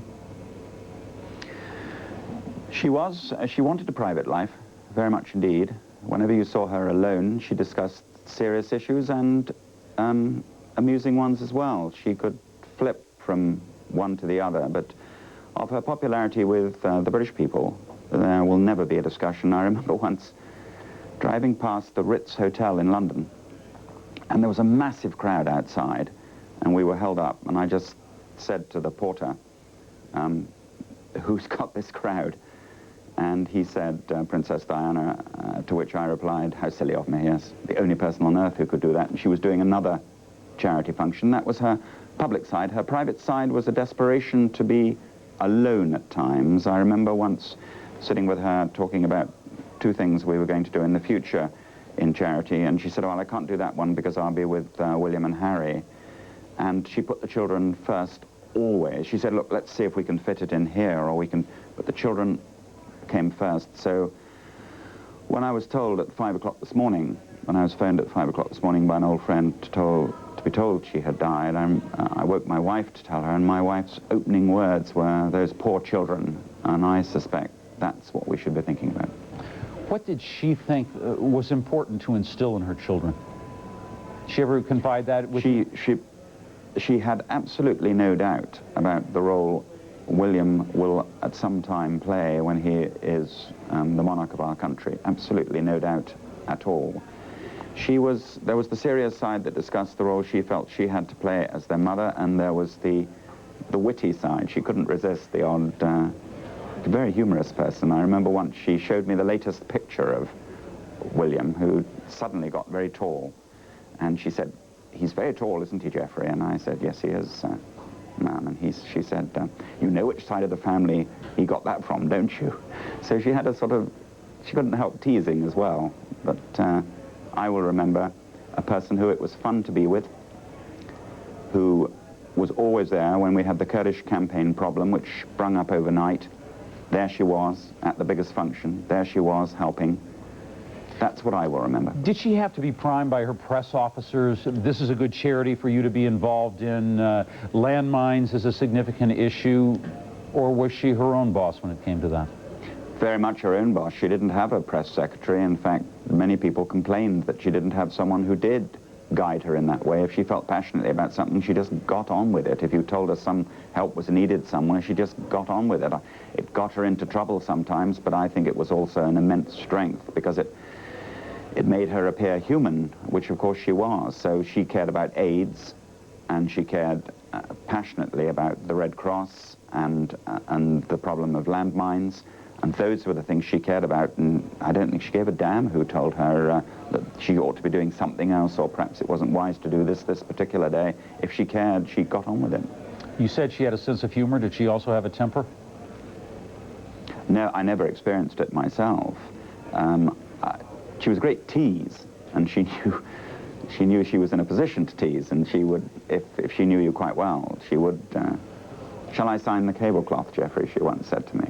When we were doing an auction, and she'd raised, not me, she'd raised over 100,000 at that auction, and she said, shall I sign the tablecloth? And she paused for a moment and then said, gosh, she really would like me to sign the tablecloth. She had a terrific sense of humor, and she will be greatly missed by the British people, because she holds a special role in this country. She was a fairy tale princess, and we will never see the like of her again. As you look at... She was, as I said... I'm sorry, I was just going to say she was, as I said, but not at all. She was, as I said, the brightest star in our constellation. As we look at this tragedy as it unfolds, the possible involvement of the press, doubts about people hounding her, chasing her, reports, of course, as you, I'm sure, have heard from Paris, that photographers may have been pursuing the car that she was riding in with motorcycles and cameras.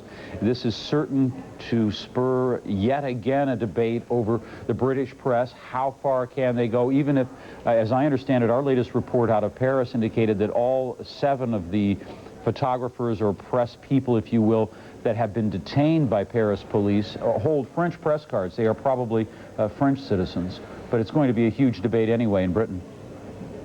Well, I think the British Foreign Secretary, Robin Cook, has said from his trip abroad that this matter will have to be looked into. I think those were the words of the Foreign Secretary, and I wouldn't add or take away from them.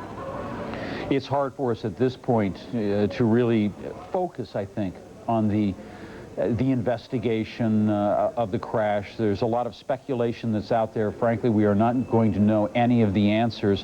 What is known is that we have lost Diana, Princess of Wales. Just once again, Jeffrey Archer, a last question about what she's left us. Well, what she's left the world is a better place, because there are many children, there are many charities, there are many human beings, simply because of her presence, simply because of her enthusiasm, simply because of her energy, are better off. We cannot begin to understand or know how much will have been lost by the joy she brought. I remember once dining at a dinner when she had decided to come out of public life. And I was walking around the room just before she arrived, talking to the people who were setting up the tables. Every one of them felt they knew her. Every one of them felt she belonged to them. You can't teach someone to do that. You can't. That's very special indeed. And that's what she had, and that's what I will remember.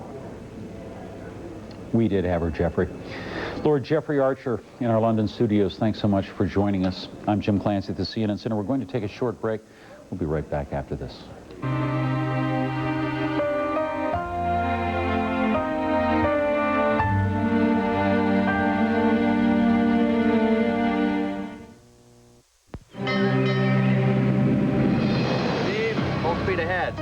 Ever notice how some companies stay on course, no matter what the pace? It helps to have the right crew. With Sprint, you'll find new ideas, and people will work with you one-on-one. Has the data network cut production time? Sure, now our designers collaborate online. How about your suppliers? Tokyo's online now. We're right on schedule. Count on your Sprint team to keep your business moving forward. Gail, you ready for a test drive? Let's go for it. We help your business do more business. Call Sprint Business. As a small to mid-sized business owner, you've got financial issues coming at you from all directions. It makes it difficult to focus your energy on the big ideas that will grow your business. At Merrill Lynch, our financial consultants are backed by business financial specialists to help you create a plan to help your business run smoothly today and prepare for tomorrow. Using our comprehensive business financial planner, we'll help you address the financial issues facing your business. Managing your borrowing for maximum flexibility. Setting up the right retirement program for you and your employees. Making your working capital work harder. And developing a long-term strategy to ensure that your business goes where you want it to go. At Merrill Lynch, we have resources around the world to help our clients manage all aspects of their finances. To learn more about our business financial planner, call 1-800-MERRILL, extension 5. The difference is Merrill Lynch. What would make your life easier? Is it the little things? Do you need more solutions and fewer questions? Not everyone can have their own personal assistant, but at least someone can get the door for you once in a while. The 1997 Silhouette minivan by Oldsmobile. Personal freedom, personal space, personal attention. Because no two silhouettes are alike.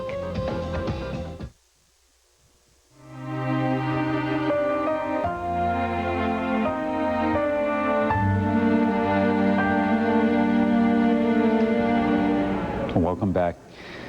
The radios in Britain played God Save the Queen, and as Britons awoke this morning, they learned that their national treasure, Princess Diana, had been killed in a car crash in Paris. Princess Diana was riding alongside her reported new love, Dodi Al-Fayed. Princess Diana was taken to a hospital and treated in an emergency situation by doctors who said she had suffered massive chest injuries. They tried and fought to save her life. They were not successful. Mr. Al-Fayed, as well as the driver of the car, were also killed. A bodyguard of Princess Diana was injured in that crash. As I said, the Britons awoke today. They were listening to God Save the Queen. They heard that, many people perhaps wondering why it was a way of perhaps telegraphing the news that it dealt with the royal family and that the news was not good. That has not been the way the British media has been covering this tragedy, of course, throughout the day. I want to switch now, if we can, to GMTV. This is British television. It's an independent television source continuing its coverage of the death of the Princess of Wales. Badly injured, Dodi dead, died badly injured. The Observer, died badly injured, Dodi killed in Paris crash. Then the extent of Diana's injuries became more apparent, with Diana very grave after car crash. 4 a.m. tragedy for princesses, Dodi is killed. And then the Express with the terrible news at 6 a.m. Diana is dead, also supported by the Sunday Telegraph. Princess Diana and Dodi killed in Paris car crash. Now, the police in Paris within the last few minutes have told us that the body of Princess Diana will be flown back to the United Kingdom at some point later today, and the 7 paparazzi, the 7 photographers who were arrested at the scene and are being questioned as witnesses to the accident. A spokesman for the police in Paris said it's possible in theory they will be released today, but they may not. It depends how the investigation into the crash goes. Now, they were alleged to have been chasing her on high-speed motorbikes and mopeds, hoping to get a picture. Now, we know that Diana was involved in many charities. Derek Bodell, director of the National AIDS Trust, said he was devastated, adding the Princess of Wales spoke out on behalf of people living with AIDS when others would not even say a word. Her commitment to support the cause of AIDS will be among her most enduring contributions to the world. Liz Emanuel, who designed her fairy tale wedding dress on a wedding day to Prince Charles, who with former partner David said they were both shocked by the terrible news of the death of Diana, Princess of Wales. We feel very privileged to have known and worked with her. Our thoughts are with her, her children and her family. And obviously the children really taking a lot of thoughts from people around the world today. The Bishop of London, who confirmed Prince William just recently, said her children will be particularly in my prayers, as well as Prince Charles, her family and the relatives of all those involved in this tragic accident. Cardinal Thomas Winning, head of the Roman Catholic Church in Scotland, said he was devastated, at a loss. The moderator of the General Assembly of the Church of Scotland saying too he was deeply shocked and saddened by the announcement. That added to the earlier statements from Cardinal Basil Hume, head of the Catholic Church in England and Wales and the Church of England. Dodi Fayad's father, Mohammed Al Fayed, said it was appalling and quite needless. The world has lost a princess who is simply irreplaceable. Now, also Mother Teresa, a friend of Princess Diana, said she would be saying prayers for the dead princess and her family. The first official confirmation of Diana's death from a British government official came from Robin Cook, who's on a tour of the Far East at the moment. I am greatly shocked by this news. Our first thoughts must be with her children and with her family at this time of immense loss to them. I was fortunate to have the opportunity of working with the Princess on her international charity work. I believe what has happened is a tragic loss at a young age of someone who'd shown great courage and commitment in drawing attention to serious issues. For the next few days, her family and the nation must have time to come to terms with their immense sadness and loss. In the longer term, serious questions will need to be asked as to whether the aggressive intrusion into her privacy has contributed to this tragedy. Thank you. Yep, Diana, Princess of Wales, is dead at age 36, and if reports are to be believed, 7 members of the paparazzi are being detained because her death apparently came about after a high-speed car chase involving the paparazzi. Now, problems with the paparazzi aren't new, of course. The intense media spotlight following the collapse of her marriage prompted the Princess of Wales to retire briefly from public life. In 1993, she appealed for time and space away from the media, words which, of course, now are all too poignant following her death. When I started my public life 12 years ago, I understood the media might be interested in what I did. I realized then their attention would inevitably focus on both our private and public lives. But I was not aware of how overwhelming that attention would become, nor the extent to which it would affect both my public duties and my personal life in a manner that's been hard to bear.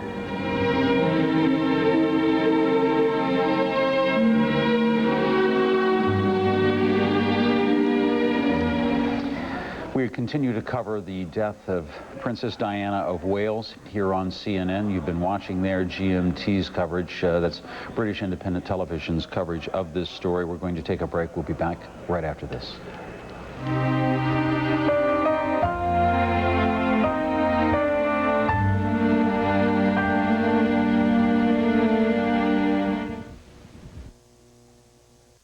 This is the place to turn for the events shaping your world today. This is CNN. Yes, everybody can do something about air pollution. The best way is to carpool. Not really. Keeping the car tuned and the tires properly inflated is the best way. Actually, the best way is combining errands into one trip. Buying a new car even helps, because they pollute less. He's right for a change. They're cleaner. But combining errands is still the best. Is not. Is too. Is not. Is too. If you want to lower your current mortgage payment, one call to Innovex Mortgage, the discount mortgage people, can save you money. With our payment reduction plan, you can save as much as $500 or more a month, thousands of dollars a year. Innovex works with over 1,500 different lending programs and with over 200 different banks. And we discount our fees to get you the best rate possible. Loan officers at banks represent banks. At Innovex, we represent you. We give you choices to make sure you have what's best for you. We save you time and we save you money. With Innovex, you get a free phone consultation with no credit fee, no application fee, no pre-qualification fee, and no forms to fill out. No matter what your credit, we can find what's best for you. For a free phone consultation with absolutely no obligation, call the people at Innovex Mortgage. Want to really know the game from the pros who play it better than anyone else? Introducing the All-Pro Sports Video Playbook featuring Brett Favre, Jerry Rice, and football's greatest. Order both the Brett Favre and Jerry Rice video playbooks during this TV offer for only $29.95. Brett Favre's video playbook gives you his winning formula, and Jerry Rice's video playbook shows his patented pass patterns and conditioning secrets. Order now, and we'll include football inside out absolutely free, the inside story from our All-Pro team. To order, call 1-800-257-5700. This is CNN.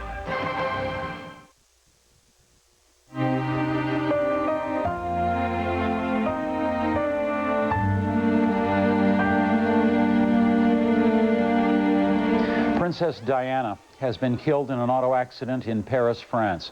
Her companion, wealthy businessman Dodi Fayed, and their chauffeur also died when their car crashed in a tunnel along the Seine River. A bodyguard was seriously injured. Reports say their car was traveling at high speed, trying to elude paparazzi photographers who were chasing it. They were riding on motorcycles. Diana reportedly died at a Paris hospital. Initiale.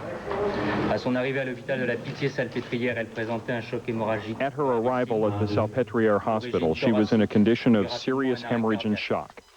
Shortly thereafter, she went into cardiac arrest. An urgent surgery showed a severe wound to the left pulmonary vein. Despite the closure of this wound and a 2-hour external and internal cardiac massage, no efficient respiratory circulation could be established, and she died at 4 a.m. Paris time. Since the accident happened just after midnight Paris time, many Britons had not any idea that something was wrong until they awoke early on Sunday morning. Mourners began gathering outside Kensington Palace, that is her London home. Some brought flowers with them. She's a saint and she deserves nothing less because she did a lot of tremendous work. But at the same time, she coaxed a lot of attention, and people will say she paid the ultimate price for that as well. Well, I just think it's a really sad day for the world, for everybody, I think, because she was famous all over the world. It's just very sad for her, and I feel sorry for the family, the children, and everybody else.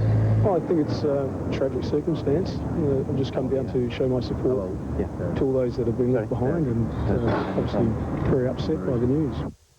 A statement issued at Buckingham Palace says Queen Elizabeth and Diana's former husband, Prince Charles, expressed distress and shock at the news of Diana's death. Prince Charles told the couple's 2 boys two boys, their mother was dead. Diana's body is expected to be returned to Britain today. We now have, as we look at it, we're checking up on some of the latest information that we have. We understand that Princess Diana's body will be returned to Britain at some time on Sunday. We also know that 7 of the paparazzi or photographers are still being held by police. They're being questioned, in the words of police, as witnesses to an accident. We continue to follow that part of the story. But of course, the focus remains on one person, and that is Diana, the Princess of Wales. A look back now from CNN Siobhan Darrow. 16 years ago, a shy and unknown girl captivated the world when she married the heir to the British throne. The birth of 2 sons seemed to complete the perfect picture. Princess Diana charmed and dazzled photographers, dignitaries, and ordinary people alike with her simplicity and her not-so-royal common touch. But she often overshadowed her husband, Prince Charles, and their fairy tale marriage soon broke down. I desperately wanted to work with him. I desperately loved my husband. Princess Diana spoke to the world in a television interview about a third person in her marriage, the woman who had been mistress to her husband for years. A biography of Princess Diana had already exposed details of a tortured life in the confines of the British monarchy, a lonely existence where she suffered from bulimia and even tried to kill herself. Prince Charles admitted publicly to his adultery. Diana also admitted to a relationship while married. But during those difficult times, an even more important relationship was developing for the princess, her love-hate rapport with the press. With the royal divorce officially over a year ago just this week, Diana became an outsider to the palace. But she swore she wouldn't go quietly, and the media was her ally in courting the public's favor. She said repeatedly all she wanted was to be the queen of people's hearts. So the world's most photographed woman embarked on a single life and established herself as a humanitarian, traveling to Angola and Bosnia, championing causes such as an international ban on landmines. The world is too little aware of the waste of life, limb, and land which anti-personnel landmines are causing amongst some of the poorest people on Earth. She gave comfort to those dying of AIDS and cancer, using her international prestige to bring attention to those in need. But the media was less interested in her charitable works than her love life, and stalked her relentlessly, never giving her a moment's peace, even capturing her grief at her friend Giovanni Versace's funeral. And this summer, when the princess finally seemed to find some happiness with the millionaire playboy Dodi Al-Fayed, the press dogged her every step, following her around the Mediterranean in speedboats, and now it seems following her to an untimely death. Siobhan Darrow, CNN, London. Well, as we continue to follow this story, it is said in Paris, it's being reported now that many of the journalists that were covering the princess and her dinner with Dodi Al-Fayed are now having deep second thoughts about the role that the press has played. Of course, as we've been reporting for the last several hours, it is known that the Princess of Wales, Princess Diana, had dinner with Dodi Al-Fayed at the Ritz Hotel, a hotel in Paris that is owned by his father. They were supposed to leave by the front exit. In fact, a spokesman for the hotel had been out to tell about 30 photographers who had gathered outside the hotel that they'd be out in a matter of moments, but they didn't use the front door. They used a back entrance and apparently left secretly. However, as is usually the case, the press corps had split up, and there were at least some of them waiting at the back, and they pursued them. As the story has been related to us from Paris, they were in pursuit when Dodi Al-Fayed's driver apparently accelerated in order to elude them. It's not known if they actually played a role in it or whether it was the driver of the car or some combination of the two, but things went terribly wrong in a tunnel along the Seine River. Princess Diana is dead. Britain is mourning her passing. British television, GMTV, continues to cover the reaction in Britain, which is one largely of shock. Let's listen in. Fiona, everyone believes the whole royal family will make the journey back to London later today. The Queen, the Duke of Edinburgh, the Prince of Wales and his two sons. Obviously they need to be there to make the arrangements for the funeral of Diana, Princess of Wales. It's hard to take in that we're actually talking about this still, isn't it? But we are, unfortunately. Stephen Jardine, thanks very much for joining us this morning. Now, obviously, Princess Diana had friends all around the world. A lot of us still call her Lady Di, don't we? Because that's how we remember her. Her friends no more so than in America, of course, and especially in New York, where she recently sold off a lot of her dresses. Who could forget that? Well, live from New York now is our correspondent, Sally Eden. Morning, Sally. Good morning, Fiona. Hi, thanks for joining us this morning. What's the reaction there, basically?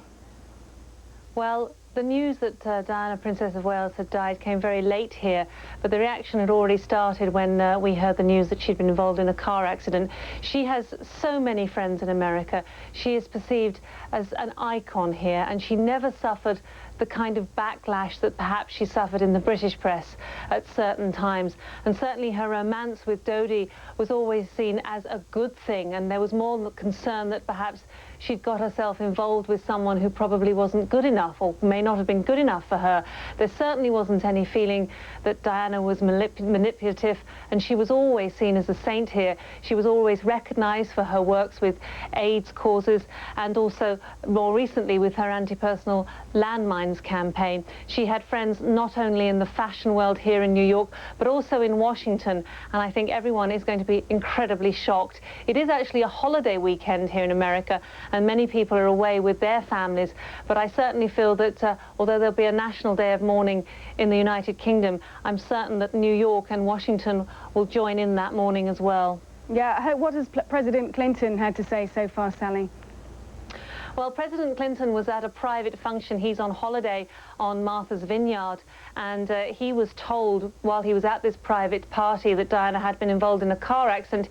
He left with the First Lady, Hillary Clinton, and then was later told the sad news. He said he and Hillary were very, very fond of Princess Diana, and they're obviously very shocked and devastated at the news. Diana was in Washington only a month or two ago having tea with Hillary Clinton, and also President Clinton was very, very sympathetic towards Diana's campaign to ban anti-personnel mines, so they knew her both personally and professionally. Yeah, and profoundly saddened, they said, as well, Sally. And Diana loved America, didn't she? I mean, if reports are to be believed this morning, the paparazzi in Europe played a part in her death. The press were totally different with her in America, weren't they? The press loved her here, but that's not to say they didn't follow her around. When she was here, there's an enormous amount of press here in America, as you know, Fiona, and the press were always dodging every step that she ever took. However, she did tend to get more sympathetic press here, but I think it's certainly in New York she was perceived as such a celebrity, but also that people felt that she should have her own space. And with her relationship with Dodi, they were both free people, they were both free to pursue whatever they wanted to pursue, and I think she would have loved to have lived here, and certainly New York would have loved to have had her. Okay, Sally Eden, thanks very much for joining us this morning. Now, in case you are just waking up this morning, the news you're waking up to, unfortunately, it's tragic news. Unfortunately, it's true. The tragic death of Diana, Princess of Wales, in a car crash. She was just 36. Her companion, Dodi Fayed, died alongside her. Reports are that they were being pursued at high speed by members of the paparazzi, up to 30 of them, some reports say. 7 being detained by police at the moment. They say they're conducting a criminal investigation in France, and their talk of manslaughter is being bandied about. And now Paula Tish has the latest details. This is all that's left of the Mercedes which was carrying Princess Diana and Dodi Fayed. Eyewitnesses say the car entered an underground tunnel near the Eiffel Tower at high speed and hit a wall. Mr. Fayed is believed to have died at the scene. The princess was taken to intensive care where she died in the early hours of this morning from massive internal chest injuries. The British ambassador to Paris stayed at the hospital while surgeons fought to save her life. The death of the Princess of Wales fills us all with deep shock and with deep grief. And our thoughts and our prayers are with her family and her friends, and with the family and friends of the others who died in the accident. It appears the driver, who also died, was trying to shake off at least 5 paparazzi following on motorbikes. They're now being questioned by police. Diana and the Harrods heir were believed to have been heading for a house in the centre of the French capital when the crash happened. They'd just had dinner at the Ritz. The couple had arrived in Paris yesterday afternoon at the end of their second Mediterranean cruise together, sailing around the French Riviera and the coast of Sardinia. Harrods spokesman Michael Cole has called it an appalling and needless tragedy. The world has lost a princess who is simply irreplaceable, and Mr. Al Fayed has lost his beloved eldest son. Mr. and Mrs. Al Fayed are totally devastated by their loss, and they share the sorrow of the princess's family. The princess had been expected to travel back to London shortly to see her 2 sons after their holiday in Balmoral with their father. The princes have been told of her death. Yes, the princess has been told of Diana's death. We've been listening there to GMTV, that's independent television in Britain, as they tell the British people about what has happened in Paris. Terrible news overnight. We're going to go now to the hospital where doctors tried desperately to revive the princess after her crash. Patricia Kelly is standing by there. Patricia, what can you tell us? Well, Jim, the crash happened at about midnight Paris time, and Princess Diana was still alive when she was cut from the wreckage of the car, a Mercedes 600. But the princess didn't arrive at this hospital, the nearest accident and emergency to the scene of the crash, until about 1.5 hours later. People who saw the car wreckage say that's hardly surprising. It would have taken a long time to cut her out. At around 4 in the morning, the princess was pronounced dead. The French Minister of Interior, Jean-Pierre Chevènement, made that announcement less than 2 hours later, flanked by the British ambassador, Sir Michael Jay, and the 2 doctors who attended Diana. The princess suffered massive internal hemorrhaging, as well as numerous fractures and cranial injuries, and the hemorrhaging led to a cardiac arrest.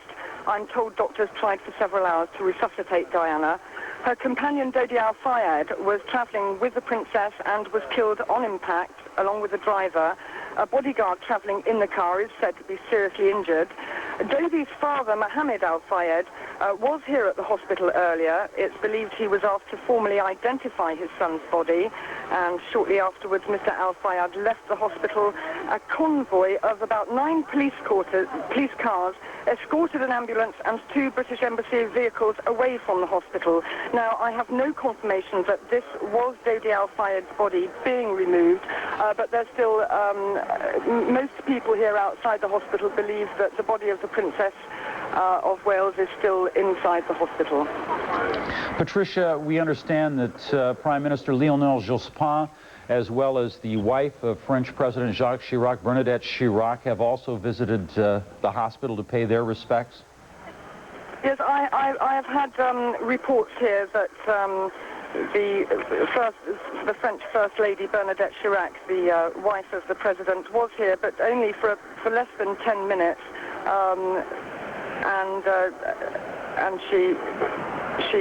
Less than 40 minutes, and that was at around, that must have been about an hour or 2 hours ago, but she was here very briefly.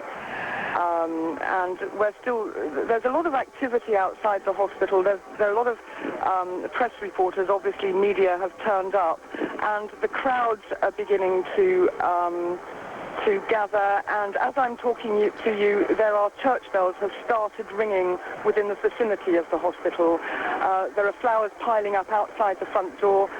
French gendarmes are being asked continually to carry bouquets across the crash barrier that they've put up to keep the media on one side of the road. The police are carrying flowers over to the door of the hospital and laying them there. CNN's Patricia Kelly reporting to us there from the hospital where Princess Diana was taken after she was severely injured in a car accident in Paris, France, a few hours ago. We've been getting a lot of reaction, and we've been hearing reaction from world leaders. We've been hearing it from people who have known Princess Diana. We are also getting quite a bit of reaction from you, our viewers. I want to share some of that with you. This one is a message that came in from a Jay Silva saying, "Although I didn't know her, I heard of her and the good works that she did for humankind."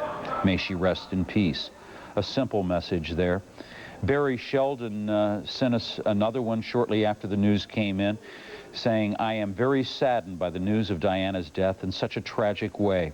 If it is true that the press played a role in the accident, then the question of what limits we place on the invasion of public figures' private lives and also the dangers to the civilian population moves to the forefront. I, like most people, held a fascination with the Princess of Wales after seeing her at her first opening of Parliament, and will remember her for the immense good that she did as part of her role as a royal. God bless her family and the families of the others killed and injured in this tragedy. That from Barry Sheldon. We're going to take a short break now. I'm Jim Clancy at the CNN Center. More CNN coverage of the death of Princess Diana will continue after this.